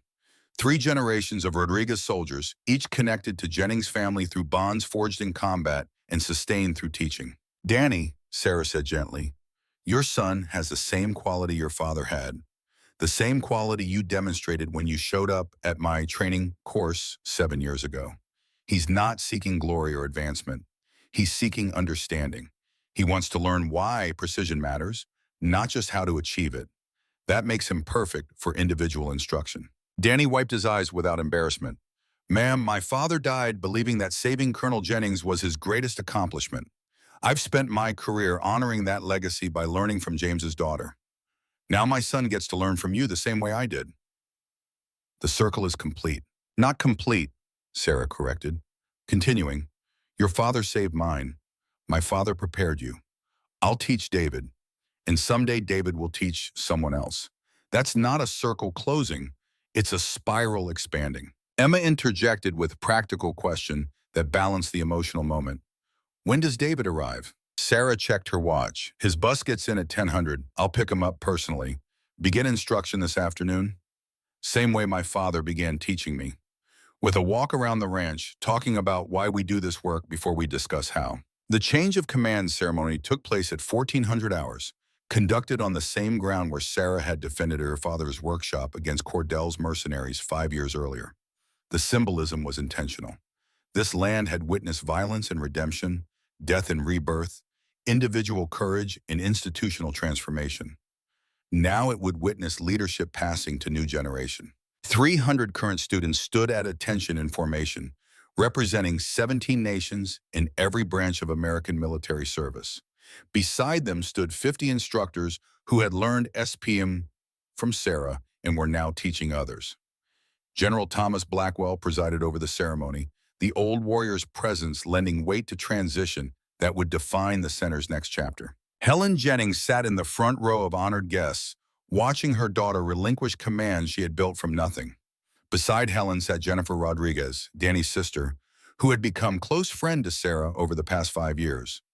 The two women represented families bound by sacrifice and sustained by commitment to honoring those sacrifices through continued service. General Blackwell's voice carried across the assembled formation with clarity earned through decades of command. Today we witness transition that honors the legacy of Colonel James Jennings while ensuring his work continues to serve future generations. Colonel Sarah Jennings has transformed her father's innovations into international doctrine. She has trained hundreds of operators who now save lives through precision rather than overwhelming force. She has built institution that will endure long after all of us are gone. He turned to Sarah, who stood at attention in dress uniform, bearing decorations that reflected 7 years of distinguished service. Colonel Jennings, your father would be immensely proud of what you've accomplished. More importantly, he would be proud of how you've accomplished it. With integrity, with transparency, with unwavering commitment to principles over expedience. Sarah felt emotion tighten her throat, but maintained military bearing. Sir, everything I've built stands on foundation my father created. I'm simply continuing his work. And now, Blackwell continued, you're ensuring that work continues through others. That's the highest form of leadership, knowing when to step aside so fresh perspectives can carry the mission forward. He turned to Danny, who stood beside Sarah in his general officer's uniform. Brigadier General Martinez, you have earned this command through competence, dedication, and embodiment of the principles Colonel Jennings has taught. Your father saved James Jennings's life. You've honored that sacrifice by carrying forward James's legacy. Now you'll lead that legacy into its next phase. Danny saluted with precision that would have made both their fathers proud. Sir, I accept this responsibility with humility and determination. The Jennings Center will continue teaching precision as philosophy, wisdom as weapon, understanding as force multiplier. We'll honor Colonel Jennings and all who built this institution by remaining true to principles that transcend any individual's leadership. The formal transfer of authority took seconds. Sarah relinquished her command. Danny accepted his. General Blackwell declared the transition complete, but the meaning of those seconds would echo through decades of training that would follow. After the ceremony, after congratulations and photographs and formal reception, Sarah found herself alone with her mother on the ranch's highest point, the rise where James's ashes had been scattered and where granite bench now offered place for reflection. Helen took her daughter's hand, both women silent as they watched sun descend toward horizon. Your father stood here the night before he died, Helen finally said. Looked at this exact view, told me he was at peace with whatever came because he had raised a daughter who understood what mattered. Sarah felt tears threaten. I wish he could have seen today. Could have known how far his work has spread. Helen squeezed her hand. Baby girl, he knew. That's why he taught you so carefully. Why he wrote those letters. Why he built the countermeasure protocol. He was preparing you for exactly this, for the moment when you would choose teaching over authority, personal mentorship over institutional leadership, his original vision over the expanded version. Sarah absorbed her mother's wisdom. understanding that Helen had spent 12 years as James's wife, learning lessons she had been sharing with her daughter all along. Mom, thank you for supporting this decision, for understanding why I need to return to individual teaching. Helen smiled. Your father taught me that the most important work happens in quiet moments between teacher and student, not in ceremonies or institutions or programs. In those hours when someone who understands explains to someone who wants to learn, that's where lives change. That's where legacy lives. They sat on the bench commissioned by Sarah's first class, surrounded by Texas landscape that had shaped generations of Jennings family history, preparing for the next chapter that would honor past while embracing future.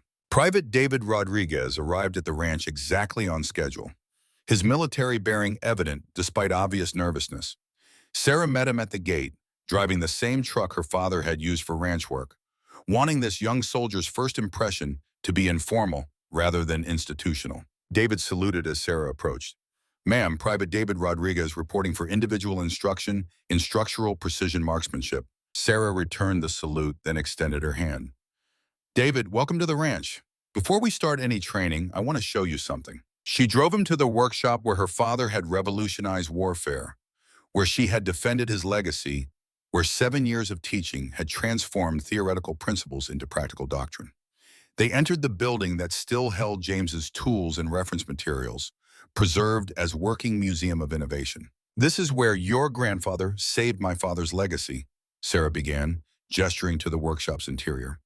When Richard Cordell sent mercenaries to steal the countermeasure protocol, your father led the team that helped defend this building. He understood what was at stake, not just techniques or tactics, but principles that make those techniques meaningful. David absorbed the history with visible emotion. Ma'am, my father talks about that night constantly, says it was the moment he finally understood what his own father had died for. The connection between soldiers who serve something bigger than themselves. Sarah led him to a display case she had installed years ago, containing photographs and memorabilia from 3 generations of military service. Here's your grandfather, Lieutenant Alex Rodriguez, in Fallujah. Here's my father, Colonel James Jennings, at the same forward operating base. And here's your father, then Private Martinez, at his Ranger graduation. David studied the photographs with intensity that reminded Sarah of herself discovering her father's letters. 3 generations, all connected through service. 4 generations now, Sarah corrected. You're continuing what they started. But David, I need you to understand something before we begin training. SPM isn't about shooting, it's about thinking. Your grandfather understood that. Your father mastered it. Now I'm going to teach you the same way my father taught me, with patience, with emphasis on why before how, with understanding that precision is philosophy before it's technique. The young soldier met her eyes with determination that transcended nervousness. Ma'am, I'm ready to learn. Sarah smiled, hearing echo of her younger self in those words. Good. Then let's start the way my father always started, with a walk around the ranch talking about what really matters. They spent the afternoon traversing land that held centuries of Jennings family history, Sarah sharing stories her father had told her, explaining how landscape itself taught lessons about structure and stress and the mathematics of natural forces. David listened with complete attention, asking questions that demonstrated genuine curiosity rather than performative interest. As sunset painted the sky in familiar shades, they returned to the workshop, and Sarah presented David with something she had been saving for this moment. She opened the gun safe that had held the countermeasure protocol, reached to the back, and withdrew a leather journal identical to the one her father had created, but bearing different inscription. For David Rodriguez, from the daughter of the man your grandfather saved, may you carry forward the legacy both our families have built. David accepted the journal with trembling hands. Ma'am, I don't understand. Sarah gestured for him to open it. Inside, David found pages filled with her father's handwriting, lessons and diagrams and wisdom James had compiled specifically for the son of the man who had saved his life. My father wrote this the year before he died, Sarah explained. He knew your father planned to have children, knew those children might someday choose military service. He wanted to leave something for them. Instructions for teaching SPM. Personal insights about what makes precision meaningful. Wisdom he had earned through 30 years of service. David read the opening page, his voice breaking as he spoke the words aloud. To the Rodriguez family, Alex gave me the gift of continued life. This journal is my attempt to repay that gift by sharing what I've learned about using life well.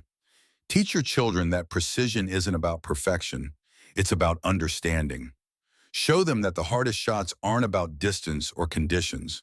They're about knowing when to shoot and when to hold fire. Help them see that legacy isn't inherited. It's chosen through daily commitment to principles bigger than personal gain. The young soldier looked up with tears streaming freely. Ma'am, I'll honor this. I'll learn everything you teach. I'll carry forward what all our fathers believed in. Sarah placed a hand on his shoulder. David, you already are.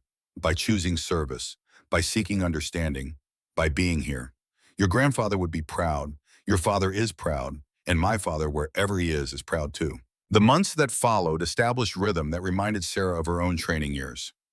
Early morning physical conditioning to build stamina required for precision shooting. Mid-morning classroom instruction covering physics and engineering and mathematics. Afternoon practical exercises applying theory to real-world problems.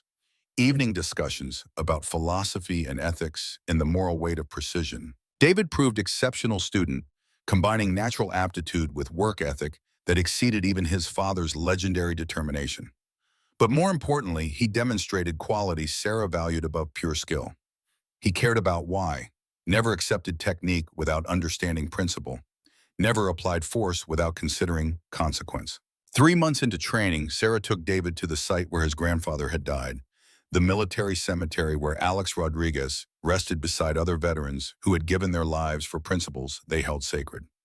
They stood before the headstone in morning light, two people bound by legacy that transcended individual lives. Your grandfather took a bullet meant for my father, Sarah said quietly. He survived that day in Fallujah. Went on to serve honorably for another decade, but the burn pit exposure during his deployments caused cancer that killed him when you were 11. He died young, died from service, but he died believing he had lived well. David's voice was steady despite emotion. My father told me that Grandpa's last words were about Colonel Jennings, about how saving him had been worth everything because it meant SPM would continue. That precision would save more lives than he could count. Sarah felt her father's presence like warmth in cold morning. David, that's exactly right. Your grandfather's sacrifice extended far beyond a single moment in Iraq. It ensured my father survived to develop techniques that have now saved thousands of lives. It created a bond between our families that's now in its 4th generation. It proved that the connections between the soldiers transcend death. They stood in silence, honoring sacrifice that had shaped both their families. Then Sarah shared something she had been planning to reveal when the moment felt right. David, I want to show you something my father left for your family. Something I've been holding until you were ready to receive it. She pulled out a tablet computer, loaded video file that had been encrypted in James's personal effects. The video opened on her father's face, filmed in his workshop, dated 1 week before his death. James Jennings spoke directly to camera with intensity that made him feel present despite 7 years of absence. Alex, if you're watching this, then I'm gone, and my daughter has deemed your family ready to receive my final message. I'm recording this because I need the Rodriguez family to understand what your sacrifice meant, what it continues to mean. The video cut to footage of Sarah as teenager, training at the ranch, learning the lessons that would define her future. James's voiceover continued. When you took that bullet in Fallujah, when you survived because I applied field medicine I barely understood, you gave me gift I could never repay. You gave me years.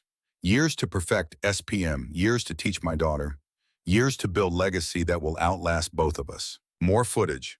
Sarah executing precision sequences. James explaining structural principles. Father and daughter working together with obvious love and mutual respect. But more than years, Alex, you gave me purpose. Knowing I had second chance because of your courage, I couldn't waste that chance. Couldn't let your sacrifice be meaningless. So I worked harder, taught better, built something that would save more lives than we could count. The video shifted to James alone in frame, speaking with emotional intensity Sarah had rarely seen. If you're watching this, Alex, it means I failed to stop people who want to corrupt my work. It means I'm dead and the responsibility has fallen to Sarah. But I need you to know something. Need your family to know. I'm at peace because I know Sarah will finish what I started. And I know your family will support her because that's what families bound by service do. They stand together. James's expression softened. Tell your son David, tell him when he's old enough to understand that his grandfather was the finest soldier I ever knew. Tell him that courage isn't about being fearless. It's about choosing what's right despite fear. Tell him that legacy is built through daily choices to serve something bigger than yourself. The video ended with James looking directly into camera. Rodriguez family, thank you for the gift of life. Thank you for your service. Thank you for continuing to stand with my daughter as your father stood with me. The connection between our families is permanent, built on shared sacrifice, sustained through shared commitment, living on through your son, learning from my daughter. The screen went dark. David and Sarah stood in the cemetery, both crying freely, feeling weight and beauty of legacy their families had built. Ma'am, David finally managed, I understand now. Why my father talks about your father constantly. Why he dedicated his career to teaching SPM. Why he pushed me toward this training. It's not just about techniques, it's about honoring sacrifice by using the gift it gave us. Sarah nodded, unable to speak past emotion. They stood together as sun climbed higher, warming ground that held patriots who had served and sacrificed and believed in something bigger than individual survival. 6 months into David's training, Kurt Voss appeared at the ranch after 5 years in federal prison.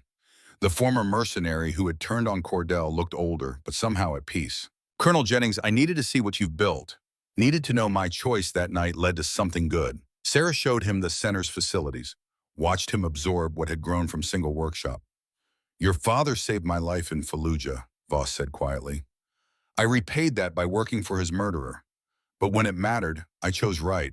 Does that count for anything? Sarah met his eyes. You testified honestly. You've served your time. What matters now is what you do next. Montana, Voss said. Veteran outreach program, helping soldiers avoid mistakes I made. Sarah extended her hand. My father would approve. They shook hands, enemies achieving reconciliation through shared commitment to honor. As Voss departed, Sarah felt another piece of the past settle into place. 1 year into David's training, Sarah orchestrated moments she had been planning since accepting him as student. She arranged for Danny to visit the ranch, bringing with him 3 items that would complete David's understanding of what he was learning. Father and son sat with Sarah in the workshop on evening that reminded her of countless sessions with her father. Danny placed first item on the table between them, a Medal of Honor citation, framed and preserved, bearing Alex Rodriguez's name. Your grandfather, Danny said to his son, received this for actions that saved Colonel Jennings and 17 other soldiers. He never talked about it, never displayed it, kept it in a box in his closet because he said the real reward was survival of people he helped save. David studied the citation with awe. I never knew. He didn't want you to know him as medal recipient, Danny explained. He wanted you to know him as soldier who did his job. But David, I'm showing you this now because you need to understand what you're carrying forward. Your grandfather's courage, Colonel Jennings's precision, my dedication to teaching, it all flows into you. The second item was photographs Sarah had never seen. Her father and Alex Rodriguez at forward operating base in Fallujah, arms around each other's shoulders, both young and intense and alive with purpose that service provided. Colonel Jennings gave this to me before he died, Danny said. Told me to give it to his daughter when she was teaching my son. Said it would remind all of us that legacy is built through connections between people who serve something bigger than themselves. Sarah took the photograph with trembling hands, seeing her father at age she barely remembered, seeing the friendship that had shaped so much of her life. The third item was small box wrapped in simple paper. Danny handed it to David with ceremony that had suggested significance. Your grandfather gave this to me the day I graduated basic training. Said it had belonged to his father, who served in World War II. Said it should pass to you when you were ready to understand what it represented. David opened the box to reveal compass, brass worn smooth by decades of handling, engraved with simple phrase, True North. Your great-grandfather, Danny explained, carried this through European theater. Your grandfather carried it through Iraq. I carried it through Afghanistan. Now it's yours. Because True North isn't a direction. It's commitment to principles that guide you when everything else is uncertain. David held the compass like sacred object. Dad, I don't know what to say. Danny's voice was gentle. Say you'll honor what this represents. Say you'll carry forward what 4 generations of Rodriguez men have fought for. Say you'll use what Colonel Jennings is teaching you to make the world safer through precision rather than violence. David stood, embraced his father with emotion that needed no words. Sarah watched the moment through tears, understanding that she was witnessing exactly what her father had intended. Legacy transcending death through teaching that bound families across generations. 2 years into David's training, General Blackwell revealed something extraordinary. Your father created legacy protocols, he said over secure video. Instructions for continuing SPM teaching across generations. He predicted you would build institution, then return to individual teaching. He planned for all of this. Sarah received the encrypted document, found 30 pages of her father's handwriting. The opening made her cry. Sarah, if you're reading this, then you've chosen the path I hoped you would choose. You've built institution that ensures my work continues. Then you've returned to individual teaching because you understand that the most important lessons happen in quiet moments between teacher and dedicated student. The protocols outlined everything: student selection criteria, ethical frameworks, methods for ensuring techniques remain grounded in philosophy. Her father had thought it all through, preparing her for future he wouldn't see. Your father was the most forward-thinking officer I ever knew, Blackwell said. He understood that true legacy requires personal connections, individual mentorship, someone willing to invest years in one student's potential. Sarah absorbed the revelation with quiet gratitude. He was preparing me to be what he was, a teacher who changes lives through patience and wisdom. David found her there an hour later, his expression concerned. Ma'am, you okay? Sarah looked at her student, seeing in him the future her father had planned for. David, I just learned that everything we're doing, the individual instruction, the emphasis on philosophy, the personal mentorship, my father designed all of it years before he died. He knew I would eventually return to teaching one-on-one, knew you would be here learning, knew that legacy required this kind of dedicated attention. David absorbed this revelation with characteristic thoughtfulness. Ma'am, that means your father believed in you even more than we knew, believed you would make the right choices even without his guidance. Sarah felt peace settle over her like benediction. You're right, and David, that's the final lesson he wanted me to learn, that good teaching creates independence, that the greatest legacy is raising students who don't need you anymore, but choose to continue what you started. 3 years into David's training, Sarah orchestrated final tests that would determine whether he was ready to graduate from individual instruction and begin teaching others.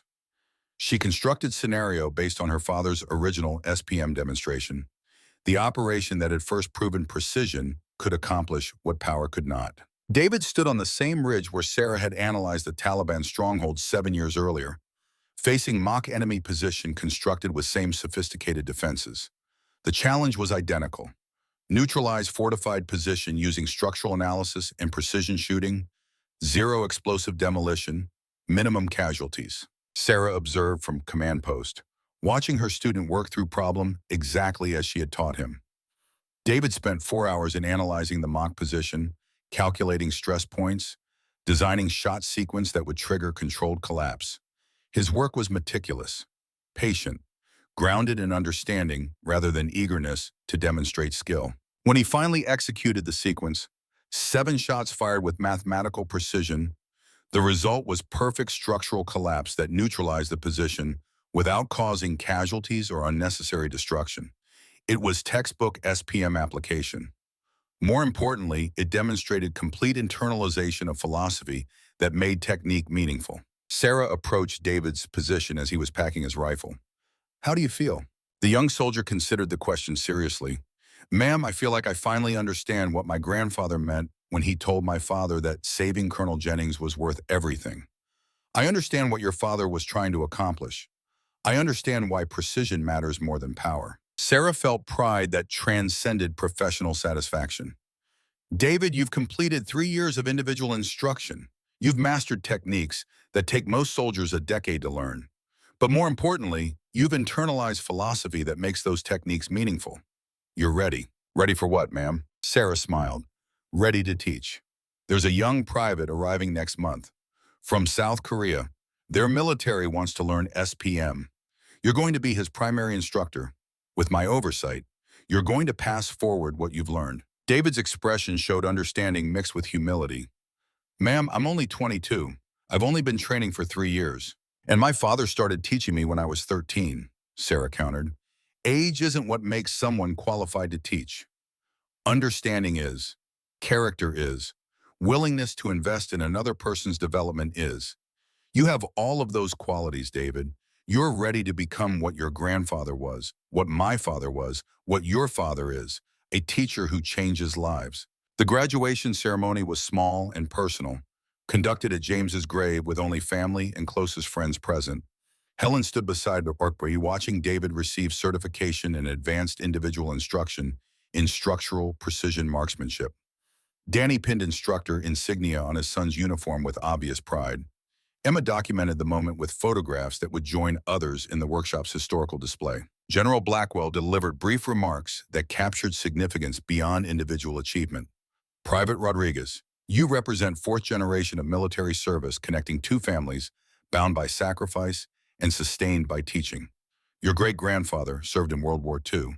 Your grandfather saved Colonel Jennings in Iraq. Your father learned from Colonel Jennings' daughter. Now you will teach others, extending a legacy that began with courage in combat and continues through precision in instruction. David stood at attention before his family and mentors, young man transformed by 3 years of dedicated teaching into something approaching what his grandfather had been. When invited to speak, he did so with eloquence that surprised no one who knew him. I came to this ranch 3 years ago thinking I wanted to learn how to shoot better. Colonel Jennings taught me something far more valuable. She taught me how to think better, how to see problems as solvable through understanding, how to approach impossible challenges with confidence grounded in mathematics rather than bravado. But most importantly, she taught me why precision matters, why wisdom is more powerful than force, why legacy is built through choosing what's right rather than what's easy. He turned to Sarah. Ma'am, you've given me what your father gave you, not just techniques, but philosophy, not just skills, but purpose. I'll spend the rest of my career honoring that gift by teaching others the way you've taught me. The ceremony concluded with tradition Sarah had established years earlier. Each graduate planted a tree on the ranch property, living monument to growth and persistence and the kind of legacy that transcended individual lives. David planted live oak, hardy Texas native that would survive drought and storm through deep roots and patient growth. As he tamped soil around the young tree, Sarah spoke words her father had spoken to her. This tree will outlive both of us. Long after we're gone, it will stand here providing shade and shelter, marking this moment when you became not just practitioner, but teacher. Every time you doubt yourself, every time teaching becomes difficult, remember this tree. Remember that growth takes time, that strength comes from deep roots, that the most important work is the work that continues long after we're gone. That evening, Sarah gathered David, Danny, Helen, Emma, and General Blackwell in the workshop for final revelation. She had been saving one last gift from her father, waiting for a moment when all the pieces were in place, when legacy had been fully established, when family was complete. She activated the workshop's projection system, loaded video file that had been encrypted with protocols requiring multiple family members to decrypt. The screen lit with James Jennings's face, filmed in this same workshop, clearly recorded in final days before his death. If you're watching this, James began, then Sarah has completed the work I started. She's trained David Rodriguez. She's established individual instruction program. She's created institution while maintaining personal touch. She's honored my legacy by building her own. The camera pulled back to show James standing amid his tools and references, surrounded by life's work that would outlast him. I recorded this message for the moment when two families bound by sacrifice would gather together in this workshop. Rodriguez and Jennings families united across 4 generations. I wanted you all to understand what you've accomplished. James's expression grew intense. Legacy isn't inherited, it's chosen. Every day, through every decision, you choose whether to honor principles that matter or abandon them for convenience. Alex Rodriguez chose to take bullet meant for me. I chose to use the years his sacrifice gave me to develop techniques that would save lives. Sarah chose to defend those techniques despite personal danger. Danny chose to learn and teach rather than simply serve. Emma chose military service despite family trauma. David chose years of difficult study rather than easier path. The video showed footage Sarah had never seen. Her father training young soldiers, teaching with patience and precision, investing in others' potential. James's voiceover continued. The connection between our families isn't about bloodline. It's about shared commitment to something bigger than ourselves. It's about understanding that the most important battles aren't fought with weapons, but with wisdom. It's about choosing to invest in others because that's how legacy truly lives. James looked directly into camera, speaking to descendants he would never meet. To everyone watching this, my final message is simple. Precision isn't about perfection. It's about understanding. Legacy isn't about being remembered. It's about teaching principles that outlast memory. Success isn't measured in personal achievement, but in how many lives you improve through your choices. He paused, emotion visible despite attempt at composure. Sarah, Danny, David, Emma, and everyone who comes after, thank you for choosing to carry forward what Alex and I began.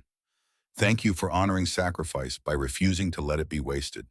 Thank you for understanding that the greatest weapon is a trained mind committed to saving lives rather than taking them. The video ended with James standing in the workshop doorway, silhouetted against Texas sunset, looking toward future he wouldn't see but had worked to ensure. The workshop was silent for a long moment after the screen went dark. Then Helen spoke, her voice steady despite tears. He knew. All of it. He knew we would be here together. Knew his legacy would continue through teaching. Knew that precision would triumph over power because understanding it always does. Sarah looked around the workshop at family built through service rather than blood. At mother who had transformed grief into support. At general who had protected her father's work and her own. At half-sister who had chosen military path despite family trauma. At Danny who had honored fathers by becoming teacher. At David who would carry legacy forward into fifth generation. This is what my father built, Sarah said quietly. Not techniques or institutions or programs. Family. Bound by shared principles. Sustained through teaching.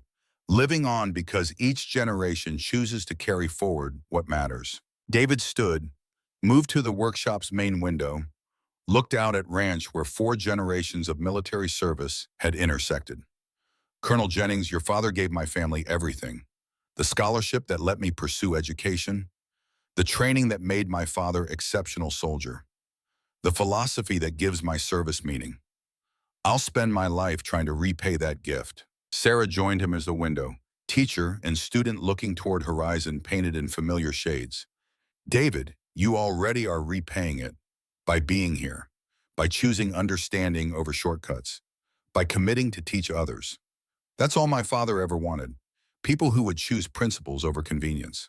They stood together as evening descended over Texas, surrounded by family and history and legacy that would outlast them all. 10 years after first testifying, Sarah returned to the Senate Armed Services Committee for impact assessment.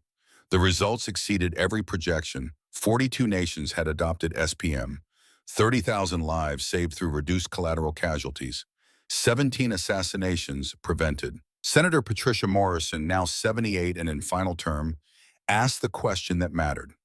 Dr. Jennings, what would your father think? Sarah felt emotion controlled through familiar discipline.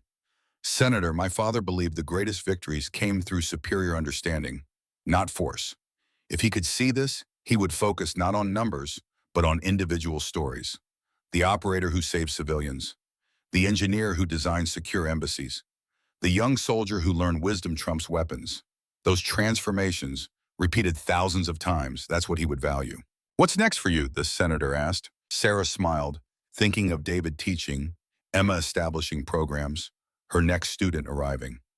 Senator, I'm going to keep doing what my father did, teaching one student at a time, ensuring techniques never separate from philosophy. Senator Morrison's final words resonated.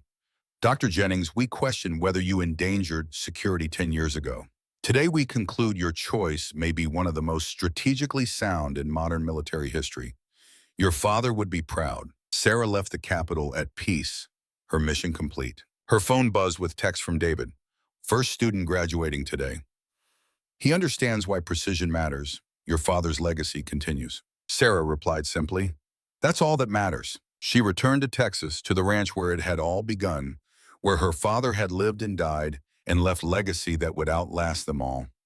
She stood in the workshop as evening light painted familiar shadows, surrounded by tools that had revolutionized warfare through understanding rather than force. Helen found her there, as she always did when Sarah returned home.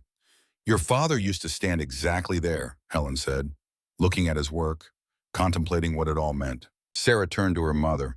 What do you think it means, Mom? Helen considered the question with wisdom earned through 12 years of marriage and 17 years of widowhood. I think it means that love expressed through teaching is the most powerful force in the world. Your father loved you by teaching you not just to shoot, but to think. You've loved others by teaching them the same lessons. David will love his students through patient instruction. That's legacy, Sarah, not techniques or institutions. Love multiplied through teaching across generations. They embraced in the workshop that had witnessed so much history, two women who had survived loss through choosing creation over destruction. The next morning, Sarah began instruction with her newest student, a young soldier from Japan whose nation wanted to learn SPM principles. She started the way her father always started, with walk around the ranch talking about why before how, emphasizing philosophy before technique. The student listened with complete attention, asking questions that demonstrated genuine curiosity. At the workshop, Sarah presented the journal her father had created, now copied and translated into 17 languages, but still bearing James Jennings' original wisdom. My father wrote this 40 years ago, Sarah explained. Everything you need to know about precision, about understanding, about using force wisely, it's all here. We'll spend the next 3 years studying it together, learning not just what he wrote, but why it matters. The student accepted the journal with reverence appropriate to sacred text. What was your father like? Sarah felt familiar warmth thinking about James. He was patient, brilliant, demanding but kind. He believed that every problem had solution if you thought creatively enough. He believed that precision could change the world. He believed that the greatest legacy was teaching principles that outlasted individual lives. Did he accomplish what he wanted? Sarah looked around the workshop, thought about institutions built and families bound and thousands of lives saved. Then she thought about young soldiers standing before her, ready to learn, representing 43rd Nation to adopt SPM, continuing work that had started with one man's vision of better warfare. Yes, she said simply, he accomplished exactly what he wanted, not because he did it himself, but because he taught others who taught others who taught you. That's legacy, that's precision, that's the victory that matters most. They began training as afternoon sun painted Texas in shades her father had loved. Student and teacher, starting journey that would transform one more soldier's understanding of what precision really meant. In the distance, David conducted his own class, teaching principles he had learned, extending legacy into fifth generation. Emma coordinated international programs that would reach sixth and seventh generations. Danny led institutional training that would influence thousands.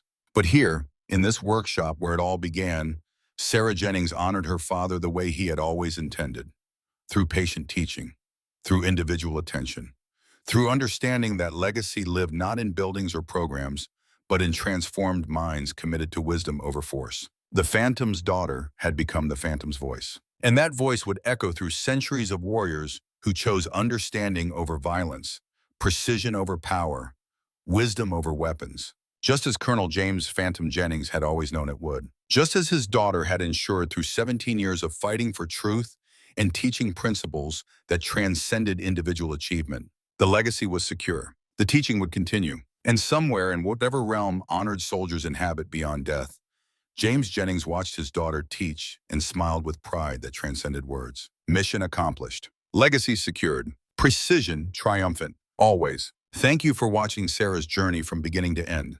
As someone who narrates military stories, this one hit differently. The precision, the legacy, the choice between revenge and justice. For those who served, would you have made Sarah's choice? Released classified techniques publicly to stop corruption, even knowing it could arm adversaries? Or kept the secret to protect tactical advantage? I'd love to hear from veterans in the comments. Your perspective matters more than anyone's. And if this story resonated, there are more waiting. Each one honors those who chose duty over comfort. Subscribe so you don't miss them.